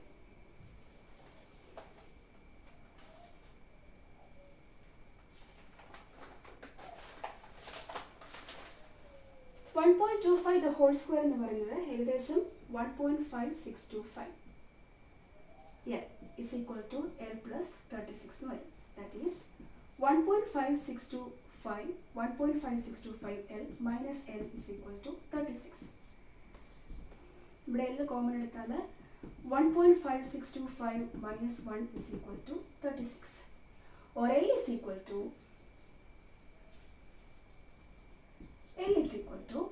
36 divided by 1.5625 minus 1 is equal to ഏകദേശം ചെയ്യുമ്പോൾ 64 സെൻറ്റിമീറ്ററിനാണ് കിട്ടുക. 64 സെൻറ്റിമീറ്ററാണ് കിട്ടുക. അപ്പോൾ ഇനിഷ്യൽ ലെങ്ത് ആയ L എന്ന് പറയുന്നത് ഓപ്ഷൻ നമ്പർ സി ആണ്, 64 സെൻറ്റിമീറ്റർ. ഓപ്ഷൻ നമ്പർ സി ആണ് 64 സെൻറ്റിമീറ്റർ. അപ്പോൾ എങ്ങനെയാണ് ഈ ഒരു പ്രോബ്ലം വർക്കൗട്ട് ചെയ്യുന്നത് എന്നുള്ളത് എല്ലാവർക്കും മനസ്സിലായെന്ന് വിചാരിക്കുന്നു. അപ്പോൾ നമ്മുടെ ക്വസ്റ്റ്യൻ ഇങ്ങനെയായിരുന്നു: when the initial length of the pendulum is increased by 36 centimeter, the time period of oscillation of the pendulum is increased by 25% of the initial time period. Then what will be the initial length of the pendulum? അപ്പോൾ അതിനുവേണ്ടി നമ്മൾ step number 1 ചെയ്തത് let the initial length of the pendulum be L. Then അത് step number 1. Then second step, then the increased length of the pendulum L dash is equal to L plus 36. Initially ഉണ്ടായിരുന്ന ലെങ്തിൻ്റെ 36 centimetre increase ആയി എന്നാണ് പറയുന്നത്. So increased length of the pendulum L dash is equal to L plus 36. അത് step number 1. അതിനുശേഷം നമ്മൾ step number 2 പോയി. അപ്പോൾ ഒരു പെൻഡുലത്തിൻ്റെ ലെങ്ത് ഇൻക്രീസ് ആകുമ്പോൾ ആ പെൻഡുലത്തിൻ്റെ ടൈം പീരീഡ് ഇൻക്രീസ് ആകും. അതേ അളവിൽ ഇൻക്രീസ് ആകില്ല എന്നേ ഉള്ളൂ, പക്ഷേ ഇൻക്രീസ് ആകുകയാണ് ചെയ്യുന്നത്. അപ്പോൾ let the initial time period of the pendulum B T is equal to 2 pi root of L by G. ഈ T is equal to 2 pi root of L by G എന്ന് പറയുന്നത് ഒരു സിമ്പിൾ പെൻഡുലത്തിൻ്റെ ടൈം പീരീഡ് കാണാനുള്ള equation ആണ്. T is equal to 2 pi root of L by G. Then ഇത് step number 2 ആണ്. Step number 2 നമ്മൾ time പീരീഡിൻ്റെ കേസാണ് ചെയ്യുന്നത്. സ്റ്റെപ്പ് നമ്പർ 1 നമ്മൾ പെൻഡുലത്തിൻ്റെ ലെങ്തിൻ്റെ കേസും സ്റ്റെപ്പ് നമ്പർ 2 നമ്മൾ പെൻഡുലത്തിന് ടൈം പീരീഡിൻ്റെ കേസുമാണ് എഴുതുന്നത്. അപ്പോൾ സ്റ്റെപ്പ് നമ്പർ 2 നമ്മൾ ആദ്യം let the initial time period of the pendulum be T is equal to 2π√L/g എഴുതി. അതിനുശേഷം let the increase time period of the pendulum T dash is equal to T plus 25% of T. Initially ഉണ്ടായിരുന്ന time പീരീഡിന് 25% increase ആയി എന്നാണ് പറയുന്നത്. So increase time period of the pendulum T dash is equal to T plus 25% of T. That is T dash is equal to 1.25 T എന്ന് കിട്ടും. അതിനുശേഷം നമ്മൾ third സ്റ്റെപ്പിൽ എന്താ ചെയ്യുന്നത് വെച്ചാൽ let the increase time period of the pendulum T dash is equal to time period of the pendulum T is equal to 2π√L/g ആണെങ്കിൽ increase time period of the pendulum T dash is equal to 2π√L'/g dash ആകണ്ടേ. So increase time അതാണ് third step. Increase time period of the pendulum T dash is equal to 2π√L'/g dash. T dash എന്ന് പറഞ്ഞാൽ അത് 1.25 T നമ്മൾ previous സ്റ്റെപ്പിൽ second സ്റ്റെപ്പിൽ കണ്ടെത്തിയിട്ടുണ്ട് increase time period of the pendulum. So T ഡാഷിൻ്റെ case സ്ഥാനത്ത് നമ്മൾ 1.25 ടി സബ്സ്റ്റിറ്റ്യൂട്ട് ചെയ്യുന്നു ഇസ് ഈക്വൽ ടു 2π√L'/ൻ്റെ സ്ഥാനത്ത് L+36 സബ്സ്റ്റിറ്റ്യൂട്ട് ചെയ്യുക ഡിവൈഡഡ് ബൈ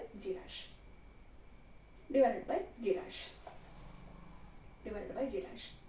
അതിനുശേഷം നമ്മൾ എന്താ ചെയ്യുന്നതെന്ന് വെച്ചാൽ 1.25 ടി എന്ന് പറഞ്ഞാൽ അത് 2π T is equal to 2π√L/g ആണ്. അപ്പോൾ ആ ഇക്വേഷൻ നോക്കിയപ്പോൾ ലെഫ്റ്റ് ഹാൻഡ് സൈഡിലുള്ളത് 1.25 ടിയും റൈറ്റ് ഹാൻഡ് സൈഡിലുള്ളത് 2π√L+36 ജി ഡാഷും ആണ്. അപ്പോൾ ആ ഒരു ഇക്വേഷനിലെ ലെഫ്റ്റ് ഹാൻഡ് സൈഡിലെ 1.25 ടിക്ക് പകരം 2π√L/g സബ്സ്റ്റിറ്റ്യൂട്ട് ചെയ്യുക. റൈറ്റ് ഹാൻഡ് സൈഡിൽ 2π√L+36 ജി ഡാഷ്. അപ്പോൾ ആ ഒരു ഇക്വേഷനിലെ ലെഫ്റ്റ് ഹാൻഡ് സൈഡിലെയും റൈറ്റ് ഹാൻഡ് സൈഡിലെയും 2π ക്യാൻസൽ, ജി ഡാഷ് ക്യാൻസൽ. മിച്ചമുള്ളത് 1.25√L. 1.25√L is equal to √L+36.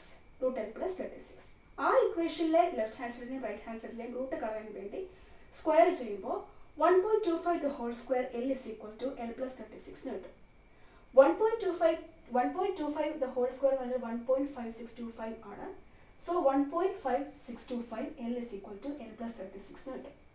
That is 1.5625 L minus L is equal to 36. ഇവിടെ L കോമൺ എടുത്താൽ L into 1.5625 minus 1 is equal to 36 or L is equal to 36 divided by 1.5625 minus 1. അത് ഏകദേശം നമുക്ക് calculate ചെയ്യുമ്പോൾ 64 centimetre എന്ന് കിട്ടും. അപ്പോൾ initial length of the പെൻഡുലമായ L എന്ന് പറയുന്നത് ഓപ്ഷൻ നമ്പർ സി 64 സെൻറ്റിമീറ്റർ ആണ്. അപ്പോൾ right answer option number C ആണ് 64 സെൻറ്റിമീറ്റർ. അപ്പോൾ ഇതാണ് ഫസ്റ്റ് പ്രോബ്ലം. ഈ ഒരു പ്രോബ്ലം എല്ലാവർക്കും മനസ്സിലായെന്ന് വിചാരിക്കുന്നു. നമുക്ക് സെക്കൻഡ് പ്രോബ്ലത്തിലേക്ക് പോവാം.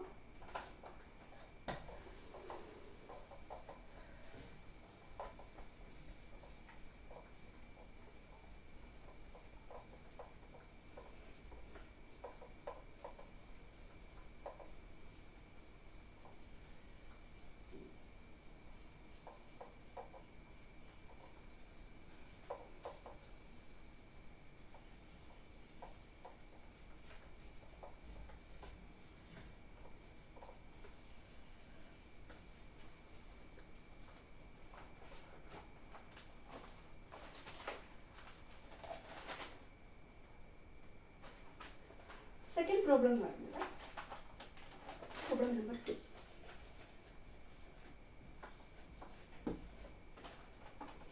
If the time period of a simple pendulum suspended at the place having g is equal to 9.8 meter per second square as the acceleration due to gravity, then the effective length of the pendulum. അതായത് if the time period of a simple pendulum suspended at the place having g is equal to 9.8 meter per second square as acceleration due to gravity g is t, then the effective length of the pendulum. അപ്പോൾ നമ്മളിവിടെ കാണാൻ പറഞ്ഞിരിക്കുന്നത് effective length ആണ് കാണാൻ പറഞ്ഞിരിക്കുന്നത്, length of the pendulum അല്ല. Effective length of the pendulum ആണ് കാണാൻ പറഞ്ഞിരിക്കുന്നത്. അപ്പോൾ ക്വസ്റ്റ്യൻ ഇതാണ്, ഒരു pendulum acceleration due to gravity g is equal to 9.8 meter per second square ഉള്ള ഒരു പ്ലേസിൽ സസ്പെൻഡ് ചെയ്തിരിക്കുന്ന ഒരു പെൻഡുലത്തിൻ്റെ ടൈം പീരീഡ് t ആണെങ്കിൽ, അതായത് ആക്സിലറേഷൻ ഡ്യൂ ടു ഗ്രാവിറ്റി ജിയുടെ value 9.8 metre per second square ഉള്ള ഒരു പ്ലേസിൽ ഒരു പെൻഡുലം സസ്പെൻഡ് ചെയ്തിരിക്കുകയാണ്. ഒരു പെൻഡുലം സസ്പെൻഡ് ചെയ്തിരിക്കുകയാണ്. അങ്ങനെ ആക്സിലറേഷൻ ഡ്യൂ ടു ഗ്രാവിറ്റി ആയ ജിയുടെ value 9.8 metre per second square ഉള്ള ഒരു പ്ലേസിൽ ഒരു പെൻഡുലം പ്ലേസ് ചെയ്തിരിക്കുന്ന ഒരു പെൻഡുലത്തിൻ്റെ ടൈം പീരീഡ് ടി ആണെങ്കിൽ ടൈം പീരീഡ് ടി ആണെങ്കിൽ എത്രയായിരിക്കും ആ പെൻഡുലത്തിൻ്റെ എഫക്റ്റീവ് ലെങ്ത്? എത്രയായിരിക്കും ആ പെൻഡുലത്തിൻ്റെ effective length? Option number A എന്ന് പറയുന്നത് 1.8865 t². ഓപ്ഷൻ നമ്പർ ബി എന്ന് പറയുന്നത് 2.3311 t². Option number C 0.248 t². and option number D is equal to 0.4372 t². ഇത്രയാണ് ഓപ്ഷൻസ്. ഓപ്ഷൻ നമ്പർ എ എന്ന് പറയുന്നത് 1.8865 t². ഓപ്ഷൻ നമ്പർ 2 എന്ന് പറയുന്നത് 2.3311 t². ഓപ്ഷൻ നമ്പർ സി എന്ന് പറഞ്ഞാൽ 0.248 t². And option number D എന്ന് പറയുന്നത് 0.4372 t². അപ്പോൾ നമ്മളോട് ചോദിച്ചിരിക്കുന്ന ക്വസ്റ്റ്യൻ ഇതാണ്: ഒരു time acceleration due to gravity ആയ ജിയുടെ വാല്യൂ 9.8 m/s² ഉള്ള ഒരു പ്ലേസിൽ ഒരു പെൻഡുലം പ്ലേസ് ചെയ്തിരിക്കുന്ന ഒരു പെൻഡുലത്തിന്റെ ടൈം പീരീഡ് ടി ആണ്. അങ്ങനെയെങ്കിൽ എത്രയാണ് ആ പെൻഡുലത്തിന്റെ എഫക്റ്റീവ് ലെങ്ത്? അപ്പോൾ എന്താണ് എഫക്റ്റീവ് ലെങ്ത്? എന്താണ് ഒരു പെൻഡുലത്തിന്റെ ലെങ്തും എഫക്റ്റീവ് ലെങ്തും തമ്മിലുള്ള ഡിഫറൻസ്? അതാണ് നമ്മൾ ഈ പ്രോബ്ലത്തിൽ ആദ്യം മനസ്സിലാക്കേണ്ടത്. എന്താണ് ഒരു പെൻഡുലത്തിന്റെ ലെങ്ത്? എന്താണ് ഒരു പെൻഡുലത്തിന്റെ എഫക്റ്റീവ് ലെങ്ത്? നമ്മൾ ചോദിക്കുന്ന എഫക്റ്റീവ് ലെങ്ത് കാണാനായിട്ടാണ്. അപ്പോൾ ഓപ്ഷൻസ് ഞാൻ സൈഡിലേക്ക് എഴുതാം.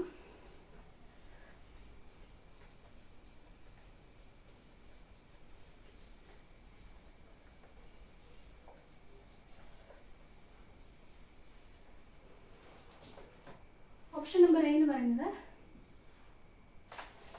1.8865 t². ഓപ്ഷൻ നമ്പർ ബി എന്ന് പറയുന്നത് 2.3311 t². ഓപ്ഷൻ നമ്പർ സി എന്ന് പറയുന്നത് 0.248 t². ഓപ്ഷൻ നമ്പർ ഡി എന്ന് പറയുന്നത് 0.4372 t². അപ്പോൾ ക്വസ്റ്റ്യൻ ഇതാണ്: ഒരു acceleration due to gravity 9.8 m/s² place ചെയ്തിരിക്കുന്ന ഒരു പെൻഡുലത്തിന്റെ സിമ്പിൾ പെൻഡുലത്തിന്റെ ടൈം പീരീഡ് ടി ആണെങ്കിൽ എത്രയായിരിക്കും ആ പെൻഡുലത്തിന്റെ എഫക്റ്റീവ് ലെങ്ത്? അപ്പോൾ എന്താണ് ഒരു പെൻഡുലത്തിന്റെ ലെങ്ത്? എന്താണ് ഒരു പെൻഡുലത്തിന്റെ എഫക്റ്റീവ് ലെങ്ത്? അപ്പോൾ നമുക്കൊരു സിമ്പിൾ പെൻഡുലത്തിലേക്ക് തന്നെ പോവാം. ഇതാണ് പോയിന്റ് ഓഫ് സസ്പെൻഷൻ. ഈ പോയിന്റ് ഓഫ് സസ്പെൻഷനിൽ നിന്നും ഒരു L ലെങ്ത് ഉള്ള സ്ട്രിങ് സസ്പെൻഡ് ചെയ്തിരിക്കുന്നു. ആ L ലെങ്ത് ഉള്ള സ്ട്രിങ്ങിന്റെ എൻഡ് പോർഷനിലായിട്ട് ഒരു മാസുള്ള ബോബ് ഹാങ് ചെയ്തിരിക്കുകയാണ്.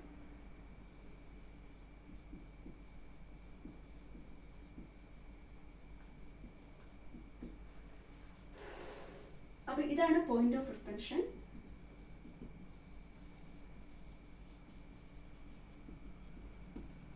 ഇത്രയും ആയിരിക്കും ആ പെൻഡുലത്തിന്റെ ലെങ്ത് ആയ L.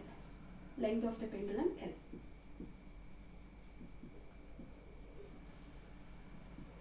ശരിയല്ലേ? Pendulum L. അപ്പോൾ ഇതാണ് ഒരു സിമ്പിൾ പെൻഡുലം. ഇതാണ് പോയിന്റ് ഓഫ് സസ്പെൻഷൻ.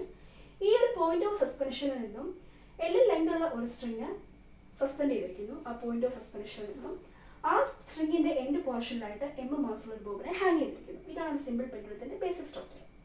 അപ്പോൾ ഇങ്ങനെയുള്ള ഒരു സിമ്പിൾ പെൻഡുലത്തിന്റെ സ്ട്രിങ്ങിന്റെ ലെങ്ത് എന്ന് പറയുന്നത് ഈ പോയിന്റ് ഓഫ് സസ്പെൻഷനിൽ നിന്നും ഈ ബോബ് ഹാങ് ചെയ്യാൻ തുടങ്ങിയിരിക്കുന്ന ഈ ഒരു പോയിന്റ് ഉണ്ട്. ആ പോയിന്റിലുള്ള ഡിസ്റ്റൻസിനായിരിക്കും നമ്മൾ ആ പെൻഡുലത്തിന്റെ ലെങ്ത് ആയിട്ട് കണക്കാക്കുക. ആ ഒരു പെൻഡുലത്തിന്റെ ഒരു സിമ്പിൾ പെൻഡുലത്തിന്റെ ലെങ്ത് എന്ന് പറയുന്നത് എപ്പോഴും ആ പോയിന്റ് ഓഫ് സസ്പെൻഷനിൽ നിന്നും, അതായത് ആ സ്ട്രിങ് സസ്പെൻഡ് ചെയ്തിരിക്കുന്ന ആ ഒരു പോയിന്റിൽ നിന്നും ആ സ്ട്രിങ്ങിന്റെ എൻഡ് പോർഷനിലാണ് നമ്മൾ ആ ബോബിനെ ഹാങ് ചെയ്തിരിക്കുന്നത്. ആ സ്ട്രിങ്ങിന്റെ എൻഡ് പോർഷനിൽ ബോബ് ഹാങ് ചെയ്യാൻ തുടങ്ങിയിരിക്കുന്ന ഒരു പോയിന്റ് കാണും. ആ പോയിന്റ് വരെയുള്ള ഡിസ്റ്റൻസ് ആയിരിക്കും നമ്മൾ ആ ഒരു പെൻഡുലത്തിന്റെ ലെങ്ത് ആയിട്ട് കണക്കാക്കുക. എന്നാൽ എന്താണ് ഒരു പെൻഡുലത്തിന്റെ എഫക്റ്റീവ് ലെങ്ത്? ഒരു പെൻഡുലത്തിന്റെ എഫക്റ്റീവ് ലെങ്ത് എന്ന് പറഞ്ഞാൽ it is the distance between the point of suspension and the centre of mass of the Bob. Effective length is the distance between the point of suspension and the center of mass of the bob. Length of the pendulum. If length of the pendulum is the distance between the point of suspension and the end portion of the bob, അല്ലെങ്കിൽ ഒരു simple പെൻഡുലത്തിന്റെ length എന്ന് പറയുന്നത് point of സസ്പെൻഷനും ആ Bob hang ചെയ്യാൻ തുടങ്ങിയിരിക്കുന്ന പോയിന്റിനും ഇടയിലുള്ള distance ആണെങ്കിൽ effective length എന്ന് പറയുന്നത് എപ്പോഴും ഈ പോയിന്റ് ഓഫ് സസ്പെൻഷനും ഈ ബോബിന്റെ സെന്റർ ഓഫ് മാസിനും ഇടയിലുള്ള അത്രയും ഡിസ്റ്റൻസ് ആയിരിക്കും. അപ്പോൾ ഇത്രയും ഡിസ്റ്റൻസ് ആയിരിക്കും എഫക്റ്റീവ് ലെങ്ത് എന്ന് പറയുന്നത്.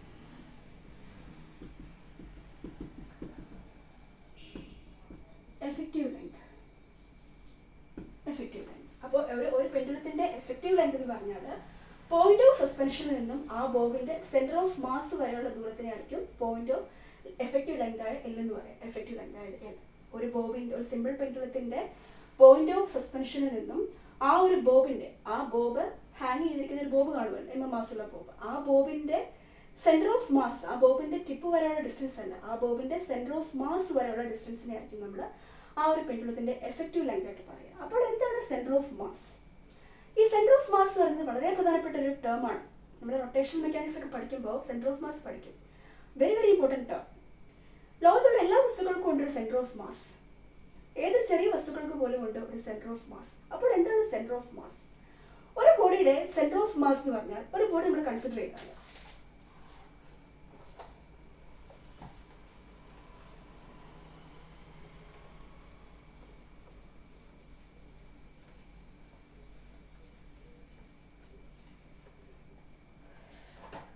ബോഡിയാണെന്ന് വിചാരിക്കുക. വെറുതെ ഒരു ബോഡി ഞാൻ ചുമ്മാ വരച്ചിരിക്കുകയാണ്. ഇതൊരു ബോഡിയാണെന്ന് വിചാരിക്കുക. ഈ ഒരു ബോഡിക്കുള്ളിൽ ധാരാളം പാർട്ടിക്കിൾസ് കാണും. ഒരു ബോഡി നമ്മൾ കൺസിഡർ ചെയ്തത് ആ ബോഡിക്കുള്ളിൽ ധാരാളം പാർട്ടിക്കിൾസ് കാണും. അപ്പോൾ പാർട്ടിക്കിൾ നമ്പർ 1ന്റെ മാസ് m1 ആയിരിക്കും. പാർട്ടിക്കിൾ നമ്പർ 1ന്റെ മാസ് m1 ആയിരിക്കും. പാർട്ടിക്കിൾ നമ്പർ 2ന്റെ മാസ് m2 ആയിരിക്കും. പാർട്ടിക്കിൾ നമ്പർ 3യുടെ മാസ് m3 ആയിരിക്കും.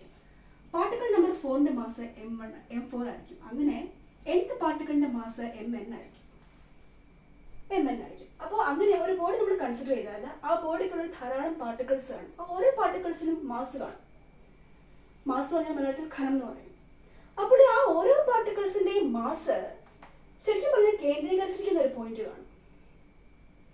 അതായത് ആ ഒരു പോയിന്റിൽ നിന്നുമാണ് ആ ബോഡിയിലുള്ള മറ്റെല്ലാ പാർട്ടിക്കിൾസിനെയും ആ ഒരു പോയിന്റ് ആയിരിക്കും, അല്ലെങ്കിൽ ആ ഒരു സെന്റർ ആയിരിക്കും. എപ്പോഴും സെന്റർ എന്ന് പറഞ്ഞാൽ കേന്ദ്രം എന്ന് പറയും. മലയാളത്തിൽ കേന്ദ്രം എന്ന് പറയും. ആ ഒരു കാര്യത്തിന്റെ കേന്ദ്രം അവിടെയാണ്. അത് ഏതൊരു കാര്യമാണെങ്കിലും ആ കേന്ദ്രം അവിടെയാണ്. കേന്ദ്രം എന്ന് പറഞ്ഞാൽ സെന്റർ.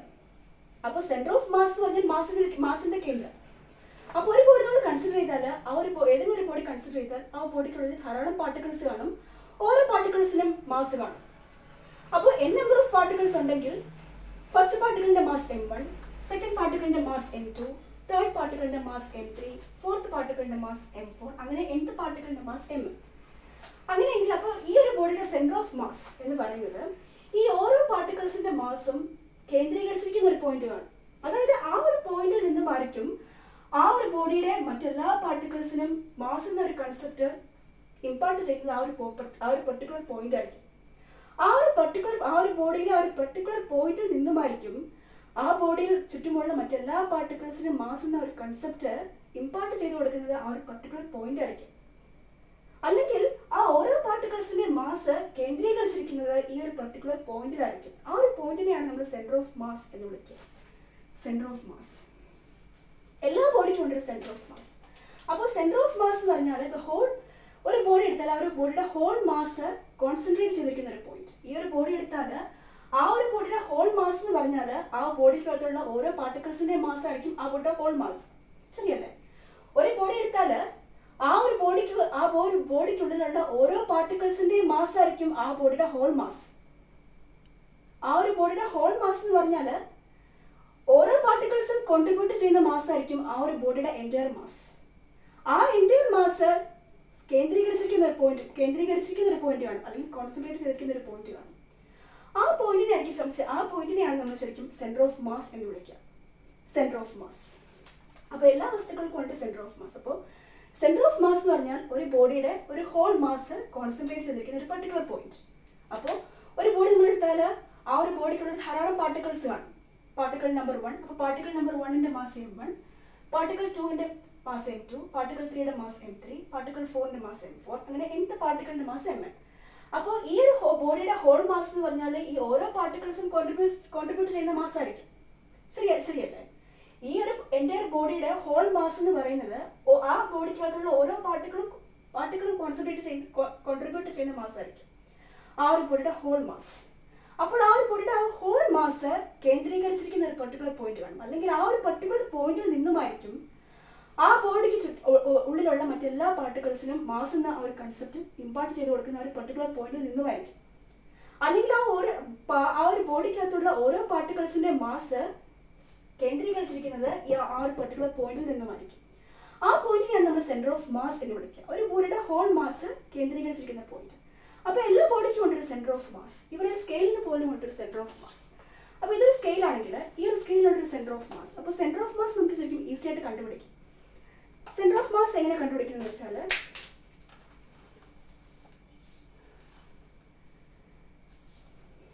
നമ്മളൊരു പോയിന്റ്, ഏത് പോയിന്റിലാണ് ഇപ്പോൾ നമ്മൾ ഈ ഒരു സ്കെയിൽ കൺസിഡർ ചെയ്താൽ, ഈ ഒരു സ്കെയിലിന്റെ സെന്റർ ഓഫ് മാസ് എന്ന് പറഞ്ഞാൽ നമ്മുടെ ഫിംഗർ വെക്കുമ്പോൾ ഏതൊരു പോയിന്റിലായിരിക്കും ഈ സ്കെയിൽ ഇക്വിലിബ്രിയത്തിൽ നിൽക്കുക. ഇപ്പോൾ നമ്മുടെ ഫിംഗർ ഈ ഒരു പോയിന്റിൽ വെച്ചാൽ ഒരിക്കലും ഈ സ്കെയിൽ സ്ലൈഡ് ചെയ്യും. ഈ പോയിന്റിൽ വെച്ചാൽ സ്ലൈഡ് ചെയ്യാൻ ചാൻസ് ഉണ്ട്. ഈ പോയിന്റിൽ വെച്ചാൽ, അപ്പോൾ ഈ ഒരു പർട്ടിക്കുലർ പോയിന്റിൽ ഈ സ്കെയിൽ ഇക്വിലിബ്രിയത്തിൽ നിൽക്കുകയാണ്, സ്റ്റേബിളായിട്ട് നിൽക്കുകയാണ്. അപ്പോൾ ഈ പോയിന്റ് ആണ് ആ സ്കെയിലിന്റെ സെന്റർ ഓഫ് മാസ്.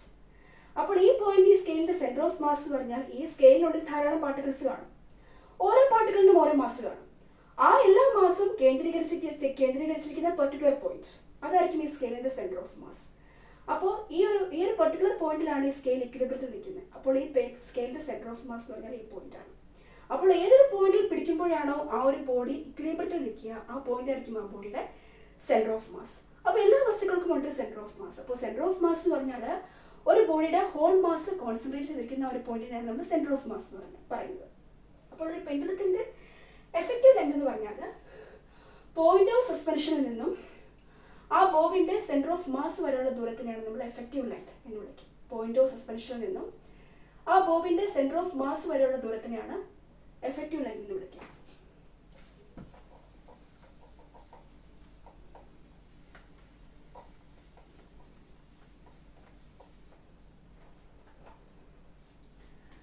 അപ്പോൾ ഇതാണ് പോയിന്റ് ഓഫ് സസ്പെൻഷൻ. ഈ പോയിന്റ് ഓഫ് സസ്പെൻഷനിൽ നിന്നും എൽ ലെങ്തുള്ള സ്ട്രിങ് ഹാങ് ചെയ്തിരിക്കുന്നു, സസ്പെൻഡ് ചെയ്തിരിക്കുന്നു. എൻ്റെ പോർഷനിലായിട്ട് മാസുള്ള ഒരു ബോബ് ഓഫ് മാസ്.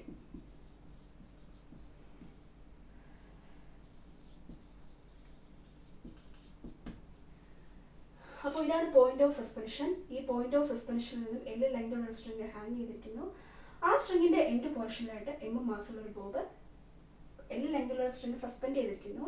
ആ സ്ട്രിങ്ങിന്റെ എൻഡ് പോർഷനിലായിട്ട് മാസുള്ള ഒരു ബോബിനെ ഹാങ് ചെയ്തിരിക്കുന്നു. അപ്പോൾ നമുക്ക് കണ്ടത് എഫക്റ്റീവ് ലെങ്ത് ആണ്. എഫക്റ്റീവ് ലെങ്ത് എന്ന് പറഞ്ഞാൽ പോയിന്റ് ഓഫ് സസ്പെൻഷനിൽ നിന്നും ഈ ബോബിന്റെ സെന്റർ ഓഫ് മാസ് വരെയുള്ള ദൂരത്തിനായിരിക്കും എഫക്റ്റീവ് ലെങ്ത് എന്ന് വിളിക്കുക. അതായത് ഇത്രയും ദൂരം വരെ, അതായത് ഇത്രയും. ഈ ബോബിന്റെ സെന്റർ ഓഫ് മാസ് ഏകദേശം ആ ബോബിന്റെ സെന്ററിലായിട്ട് വരും. ആ ബോബിന്റെ സെന്റർ ഓഫ് മാസ് എന്ന് പറഞ്ഞാൽ, ഒരു ബോബിന്റെ സെന്റർ ഓഫ് മാസ് എന്ന് പറഞ്ഞാൽ ആ ബോബിനുള്ളിൽ ധാരാളം പാർട്ടിക്കിൾസ് കാണും. ആ ഓരോ പാർട്ടിക്കിൾസിന്റെയും മാസ് കോൺസെൻട്രേറ്റ് ചെയ്തിരിക്കുന്ന ഒരു പോയിന്റ് കാണും. അതായിരിക്കും ആ ബോബിന്റെ സെന്റർ ഓഫ് മാസ്.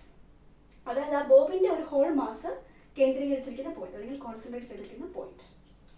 അപ്പോൾ ആ സെന്റർ ഓഫ് മാസ് വരെയുള്ള ദൂരത്തിനായിരിക്കും നമ്മൾ ആ പെൻഡുലത്തിന്റെ എഫക്റ്റീവ് ലെങ്ത് ആയി എല്ലായിട്ട് പറയാം. Effective length. അപ്പോൾ നമ്മളോട് ചോദിച്ചിരിക്കുന്ന എഫക്റ്റീവ് ലെങ്ത് കാണാനായിട്ടാണ് ഓപ്ഷൻസ് തന്നിട്ടുണ്ട്. First option 1.8865 t², second option 2.3311 t², third option 0.248 t², fourth option 0.4372 t². അപ്പോൾ ഇത് ചെയ്യാനായിട്ട് നമ്മൾ സാധാരണ ടൈം പീരീഡിനുള്ള ഇക്വേഷൻ എഴുതുക. Let the time period of the equation for time period of the pendulum.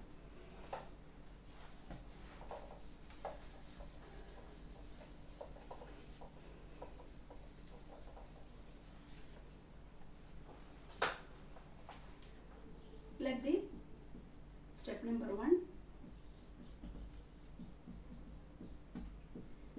let the time period of the pendulum.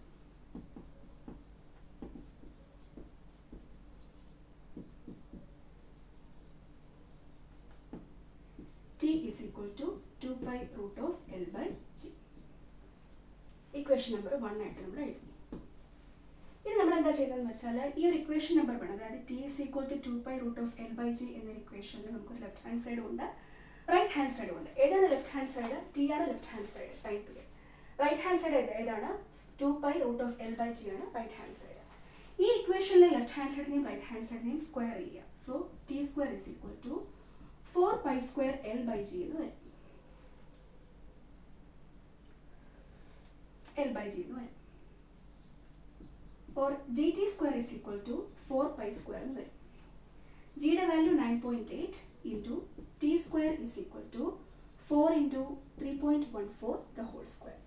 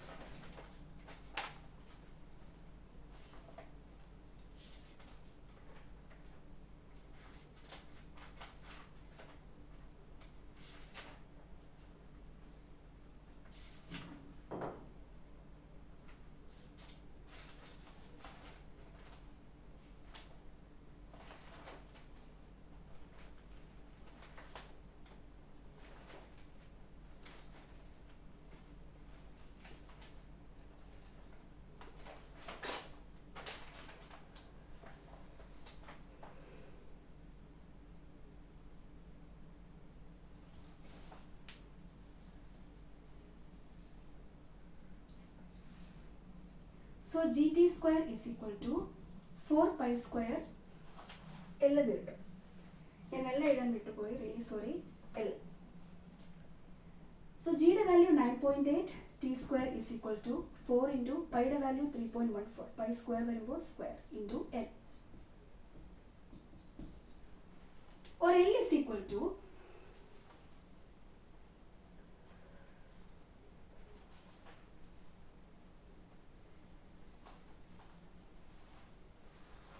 or L is equal to 9.8 divided by 4 into 3.14 the whole square t square എന്ന് വരും.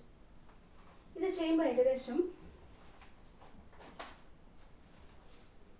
0.248 L എന്ന് കിട്ടും, t square എന്ന് കിട്ടും, t square എന്ന് കിട്ടും. So effective length L is equal to 0.248 t square. അപ്പോൾ option number C ആണ് റൈറ്റ് ആൻസർ, 0.248 t square. അപ്പോൾ ഈ ഒരു പ്രോബ്ലം എങ്ങനെയാണ് വർക്കൗട്ട് ചെയ്യുന്നത് എല്ലാവർക്കും മനസ്സിലായെന്ന് വിചാരിക്കുന്നു. ആദ്യം നമ്മൾ പെൻഡുലത്തിൻ്റെ സിമ്പിൾ പെൻഡുലത്തിൻ്റെ ടൈം പീരീഡ് കാണാനുള്ള ഇക്വേഷൻ എഴുതി. ആ ഇക്വേഷൻ ഇങ്ങനെയാണ്, T is equal to 2π√L/g. അതിനുശേഷം ആ ഇക്വേഷൻ നമ്മൾ ഇക്വേഷൻ നമ്പർ 1 ആയിട്ട് എഴുതി. അതിനുശേഷം ആ ഇക്വേഷനിലെ ലെഫ്റ്റ് ഹാൻഡ് സൈഡിനെയും റൈറ്റ് ഹാൻഡ് സൈഡിനെയും നമ്മൾ സ്ക്വയർ ചെയ്തു. So T square is equal to 4π²L/g or gt square equal to 4π²L. gt square equal to 4π². ജിയുടെ വാല്യൂ 9.8 ആണ്, ടി നമുക്കറിയില്ല. So 9.8 T square is equal to 4 into പൈയുടെ value 3.14 ആണ്. Pi square ആകുമ്പോൾ 4 into 3.14 whole square into L. or L is equal to 9.8 divided by 4 into 3.14 the whole square t square is equal to 0.248 t square എന്ന് വരും. അപ്പോൾ third option number C ആണ് right ആയിട്ടുള്ള answer, 0.248 t square. അപ്പോൾ ഈ ഒരു problem എല്ലാവർക്കും മനസ്സിലായെന്ന് വിചാരിക്കുന്നു.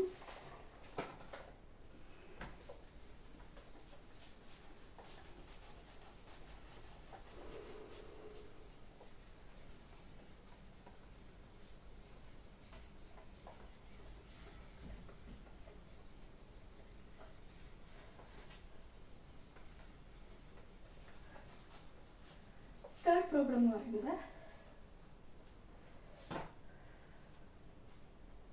Option problem number 3.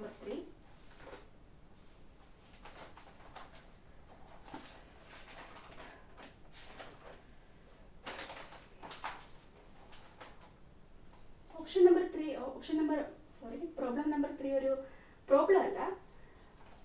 If a clock based on oscillating pendulum is taken from the earth to moon, it will become slow, it will become fast, give same as on the earth, stop working. അപ്പോൾ ഒരു question ഇതാണ്, ഒരു clock, അതായത് if a clock based on oscillating pendulum, oscillating പെൻഡുലത്തിനെ base ചെയ്തിട്ടുള്ള ഒരു clock എർത്തിൽ നിന്നും മൂണിലേക്ക് കൊണ്ടുപോയാൽ എന്തായിരിക്കും സംഭവിക്കുക? ഓപ്ഷൻസ് ഉണ്ട്. ഫസ്റ്റ് ഓപ്ഷൻ, ആ പെൻഡുലത്തിൻ്റെ ഓസിലേഷൻ കുറയും, become slow. Second option, become fast, പെൻഡുലത്തിൻ്റെ ഓസിലേഷൻ കൂടും. തേർഡ് ഓപ്ഷൻ എർത്തിലെ പോലെ തന്നെ കാണിക്കും. ഫോർത്ത് ഓപ്ഷൻ വർക്കേ ചെയ്യില്ല, സ്റ്റോപ്പ് വർക്കിംഗ്. അപ്പം നമ്മുടെ ക്വസ്റ്റ്യൻ ഇതാണ്, ഒരു ഓസിലേറ്റിംഗ് പെൻഡുലത്തിനെ ബേസ് ചെയ്തിട്ടുള്ള ഒരു ക്ലോക്ക് ആ ക്ലോക്കിനെ എർത്തിൽ നിന്നും മൂണിലേക്ക് കൊണ്ടുപോയാൽ എന്തായിരിക്കും സംഭവിക്കുക? അപ്പോൾ ഒരു എർത്തിന്റെ ആക്സിലറേഷൻ ഡ്യൂ ടു ഗ്രാവിറ്റി ആയ ജി എന്ന് പറയുന്നത് 9.8 ആണ്. എർത്തിന്റെ acceleration due to gravity 9.8 metre per second ആണ്. മൂണില് എർത്തിന്റെ ആക്സിലറേഷൻ ഡ്യൂ ടു ഗ്രാവിറ്റിയുടെ 1/6 ആണ് മൂണിലെ ജിയുടെ വാല്യൂ. അപ്പോൾ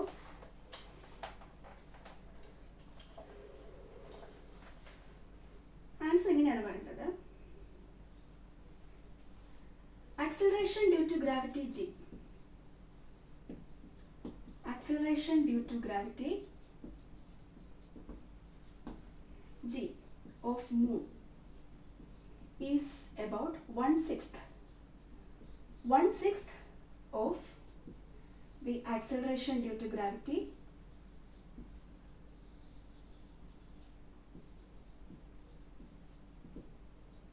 g of earth. എർത്തിന്റെ ആക്സിലറേഷൻ ഡ്യൂ ടു ഗ്രാവിറ്റി എത്രയാണ്? 9.8 ആണ്. ആ 9.8ന്റെ 1/6 ആയിരിക്കും മൂണിന്റെ ആക്സിലറേഷൻ ഡ്യൂ ടു ഗ്രാവിറ്റി. അപ്പോൾ ഇത് ഏകദേശം 1.625 മീറ്റർ പെർ സെക്കൻഡ് സ്ക്വയർ വരും. അതായത് 9.8ന്റെ 1/6. 9.8ന്റെ 1/6 എന്ന് പറയുമ്പോൾ ഏകദേശം 1.625 മീറ്റർ പെർ സെക്കൻഡ് സ്ക്വയർ വരും. 1.6 മീറ്റർ പെർ സെക്കൻഡ് സ്ക്വയർ. അപ്പോൾ ആക്സിലറേഷൻ ഡ്യൂ ടു ഗ്രാവിറ്റി, അപ്പോൾ മൂണിലെ ആക്സിലറേഷൻ ഡ്യൂ ടു ഗ്രാവിറ്റിയുടെ വാല്യൂ കുറഞ്ഞു. ആക്സിലറേഷൻ ഡ്യൂ ടു ഗ്രാവിറ്റി കുറഞ്ഞാൽ നമ്മുടെ ഇക്വേഷൻ അനുസരിച്ച് T directly proportional to 1/√g അനുസരിച്ച് ആക്സിലറേഷൻ ഡ്യൂ ടു ഗ്രാവിറ്റി. അപ്പം ഈ ഒരു കേസിൽ അപ്പം മൂണിലുള്ള ആക്സിലറേഷൻ ഡ്യൂ ടു ഗ്രാവിറ്റി എന്ന് പറയുന്നത് എർത്തിലുള്ള ആക്സിലറേഷൻ ഡ്യൂ ടു ഗ്രാവിറ്റിയുടെ 1/6 ആയിരിക്കും. അപ്പോൾ അതായത് 9.8 × 1/6, 9.8 × 1/6 ഏകദേശം 1.625 മീറ്റർ പെർ സെക്കൻഡ് സ്ക്വയർ കിട്ടും. 1.6 മീറ്റർ പെർ സെക്കൻഡ് സ്ക്വയർ. അപ്പോൾ ഈ 1.6 മീറ്റർ പെർ സെക്കൻഡ് സ്ക്വയർ എന്ന് പറയുന്നത് മൂണിലുള്ള ആക്സിലറേഷൻ ഡ്യൂ ടു ഗ്രാവിറ്റിയുടെ വാല്യൂ ആണ്. അതായത് അപ്പോൾ അതിനർത്ഥം എർത്തിന്റെ ആക്സിലറേഷൻ ഡ്യൂ ടു ഗ്രാവിറ്റിയുടെ വാല്യൂ 9.8 ആണ്. പക്ഷേ മൂണിലെ ആക്സിലറേഷൻ ഡ്യൂ ടു ഗ്രാവിറ്റിയുടെ വാല്യൂ 1.6 മീറ്റർ പെർ സെക്കൻഡ് സ്ക്വയറേ ഉള്ളൂ. എത്രയോ കുറവാണ്, എർത്തിലുള്ളതിനേക്കാൾ എത്രയോ കുറവാണ്. അപ്പോൾ അതായത് അതിനർത്ഥം മൂണിൽ ആക്സിലറേഷൻ ഡ്യൂ ടു ഗ്രാവിറ്റിയുടെ വാല്യൂ കുറവാണ്. അപ്പോൾ ആക്സിലറേഷൻ ഡ്യൂ ടു ഗ്രാവിറ്റിയുടെ വാല്യൂ കുറഞ്ഞാൽ പെൻഡുലത്തിന്റെ ടൈം പീരീഡ് കൂടും. പെൻഡുലത്തിന്റെ ടൈം പീരീഡ് കൂടുക എന്ന് പറഞ്ഞാൽ ആ പെൻഡുലം വളരെ പതുക്കെയാണ് ഓസിലേറ്റ് ചെയ്യുന്നത് എന്നാണ് അർത്ഥം. അപ്പോൾ right answer option number A ആണ്, ബിക്കം സ്ലോ.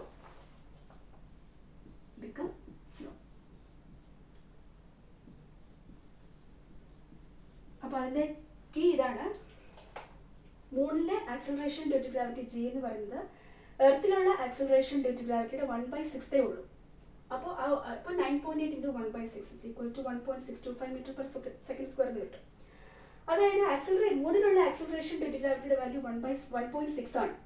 1.6 ആണ്. അപ്പം എർത്തിന്റെ ആക്സിലറേഷൻ ഡ്യൂ ടു ഗ്രാവിറ്റിയുടെ വാല്യൂ 9.8 ആണ്. മൂണിന്റെ ആക്സിലറേഷൻ ഡ്യൂ ടു ഗ്രാവിറ്റിയുടെ വാല്യൂ 1.6 ഉള്ളൂ. അതായത് മൂണിൽ ആക്സിലറേഷൻ ഡ്യൂ ടു ഗ്രാവിറ്റി ആയ ജിയുടെ വാല്യൂ വളരെ കുറവാണ്. അപ്പോൾ നമ്മുടെ ഇക്വേഷൻ അനുസരിച്ച് T directly proportional to √L and T inversely proportional to √G എന്നാണ്. അപ്പോൾ അതിന് ആ ഒരു ഇക്വേഷൻ അനുസരിച്ചിട്ട് ആക്സിലറേഷൻ ഡ്യൂ ടു ഗ്രാവിറ്റിയുടെ വാല്യൂ കുറഞ്ഞാൽ പെൻഡുലത്തിന്റെ ടൈം പീരീഡ് കൂടും. പെൻഡുലത്തിന്റെ ടൈം പീരീഡ് കൂടുക എന്ന് പറഞ്ഞാൽ ആ പെൻഡുലം വളരെ പതുക്കെയാണ് ഓസിലേറ്റ് ചെയ്യുന്നു എന്നാണ് അർത്ഥം. അപ്പോൾ ഓപ്ഷൻ നമ്പർ എ ആണ്, ബിക്കം സ്ലോ. അപ്പോൾ നമ്മൾ 3 പ്രോബ്ലം വർക്കൗട്ട് ചെയ്തു. ഫസ്റ്റ് പ്രോബ്ലം ഒരു പെൻഡുലത്തിന്റെ ഇനിഷ്യൽ ലെങ്ത് കാണാനുള്ള പ്രോബ്ലം.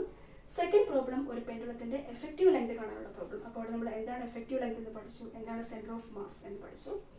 അതിനുശേഷം എവിടെയായിരിക്കും ഒരു പെൻഡുലത്തിനെ എർത്തിൽ നിന്ന് മൂണിലേക്ക് കൊണ്ടുപോയാൽ ആ പെൻഡുലത്തിന്റെ വർക്കിംഗ് എങ്ങനെയായിരിക്കും? ബിക്കം സ്ലോ ആയിരിക്കുമോ, ഫാസ്റ്റ് ആയിട്ട് വർക്ക് ചെയ്യുമോ, അത് വർക്ക് ചെയ്യാതിരിക്കുമോ, അല്ലെങ്കിൽ എർത്തിലെ പോലെ തന്നെ ആയിരിക്കുമോ? അപ്പോൾ ആൻസർ ബിക്കം സ്ലോ എന്നുള്ളതാണ് അർത്ഥം. ആൻസർ ഓപ്ഷൻ നമ്പർ എ ആണ് ആൻസർ, ബിക്കം സ്ലോ. അപ്പോൾ ഇന്നത്തെ ക്ലാസ്സിൽ കണ്ട 3 പ്രോബ്ലംസും എല്ലാവർക്കും മനസ്സിലായെന്ന് വിചാരിക്കുന്നു. ഒരുപാട് പ്രോബ്ലംസ് ടെക്സ്റ്റുകളിലുണ്ട്, ഗൈഡുകളിലും ഒരുപാട് ടെസ്റ്റുകളുണ്ട്, പ്രോബ്ലംസ് ഉണ്ട്. അടുത്ത ക്ലാസ്സിൽ കുറച്ചുകൂടി പ്രോബ്ലംസ് വർക്കൗട്ട് ചെയ്യാൻ നോക്കാം. അപ്പോൾ ഇന്നത്തെ ക്ലാസ്സിൽ കണ്ട എല്ലാ കാര്യങ്ങളും എല്ലാവർക്കും മനസ്സിലായെന്ന് വിചാരിക്കുന്നു. ഞാൻ നെക്സ്റ്റ് വീക്ക് മുതൽ ഞാൻ ഒരു 2 വീക്സ് ഔട്ട് ഓഫ് സ്റ്റേഷൻ ആയിരിക്കും. എൻ്റെ നേറ്റീവിലേക്ക് പോവുകയാണ്. കുറച്ച് 2 വീക്സ്, അത് കഴിഞ്ഞ് തിരിച്ചു വരും. അപ്പോൾ നമ്മളിനി ചിലപ്പോൾ അതിന് മുമ്പ് ഞാൻ ഒരു ക്ലാസ് കൂടി എടുക്കാൻ നോക്കാം. പറ്റില്ല എങ്കിൽ നമ്മളിനെ കാണുന്നത് 2 വീക്സിന് ശേഷമായിരിക്കും. അപ്പോൾ നമുക്ക് പുതിയ ടോപ്പിക്കുമായിട്ട് വരാം. അതിന് മുമ്പായിട്ട് 2-3 പ്രോബ്ലംസ് ഈ ഒരു പോർഷനെ ബേസ് ചെയ്തിട്ടുള്ള കുറച്ച് പ്രോബ്ലംസ് കൂടി നമുക്ക് വർക്കൗട്ട് ചെയ്യാം. അപ്പോൾ ചിലപ്പോൾ നമ്മളിനി കാണുന്നത് 2 വീക്സ് ആഫ്റ്റർ 2 വീക്സ് ആയിരിക്കും. അതിന് മുമ്പ് ഞാൻ ക്ലാസ് ഇടാൻ പറ്റുമോ എന്ന് നോക്കാം. പറ്റില്ല എങ്കിൽ നമ്മളിനി കാണുന്നത് ആഫ്റ്റർ 2 വീക്സ് ആയിരിക്കും. അപ്പോൾ ധാരാളം പ്രോബ്ലംസ് ടെക്സ്റ്റുകളിലും ഗൈഡുകളിലൊക്കെ ഉണ്ട്. എല്ലാവരും അത് വർക്കൗട്ട് ചെയ്യുക. ഇന്നത്തെ ക്ലാസ്സിൽ കണ്ട എല്ലാ കാര്യങ്ങളും എല്ലാവർക്കും മനസ്സിലായെന്ന് വിചാരിക്കുന്നു. എന്താണ് സെൻറ്റർ ഓഫ് മാസ്, എന്താണ് എഫക്റ്റീവ് ലെങ്ത്, അതേപോലെ തന്നെ ഒരു പെൻഡുലത്തിൻ്റെ ഇനിഷ്യൽ ലെങ്ത് കാണാനുള്ള പ്രോബ്ലം, അതിനുശേഷം ഈ തേർഡ് പ്രോബ്ലം, പിന്നെ ഒരു പെൻഡുലത്തിൻ്റെ സിമ്പിൾ പെൻഡുലത്തിൻ്റെ equation, displacement simple harmonic motion ഏർപ്പെട്ടുകൊണ്ടിരിക്കുന്ന ഒരു ബോഡിയുടെ ഡിസ്പ്ലേസ്മെൻറ്റ് കാണാനുള്ള equation X is equal to A sine omega T plus five. എന്തുകൊണ്ടാണ് ആ ഒരു ഇക്വേഷൻ വന്നത്, എന്തുകൊണ്ടാണ് അപ്പോൾ ആ ഒരു ഇക്വേഷൻ നിന്നും നമുക്ക് പറഞ്ഞു തരുന്നത് ആ സിമ്പിൾ ഹാർമോണിക് മോഷനിൽ ഏർപ്പെട്ടുകൊണ്ടിരിക്കുന്ന ബോഡിയുടെ ഡിസ്പ്ലേസ്മെൻറ്റിൻ്റെ രീതിയാണ്. അത് ശരിക്കും ഒരു സൈൻ വേവ് പോലെ ആയിരിക്കും പോവുക. അപ്പോൾ ഇതൊക്കെയാണ് നമ്മൾ ഇന്നത്തെ ക്ലാസ്സിൽ കണ്ടത്. അപ്പോൾ നെക്സ്റ്റ് ക്ലാസ്, അടുത്ത ക്ലാസ് ഞാൻ ഇടാൻ നോക്കാം. നാട്ടിൽ പോകുന്നതിന് മുമ്പായിട്ട് ഇടാൻ നോക്കാം ഒരു ക്ലാസ് കൂടി. ഇടാൻ പറ്റില്ല എങ്കിൽ നമ്മളിനി കാണുന്നത് ആഫ്റ്റർ 2 വീക്സ് ആയിരിക്കും. അപ്പോൾ ഇന്നത്തെ ക്ലാസ്സിൽ കണ്ട എല്ലാ കാര്യങ്ങളും എല്ലാവർക്കും മനസ്സിലായെന്ന് വിചാരിക്കുന്നു. Thank you.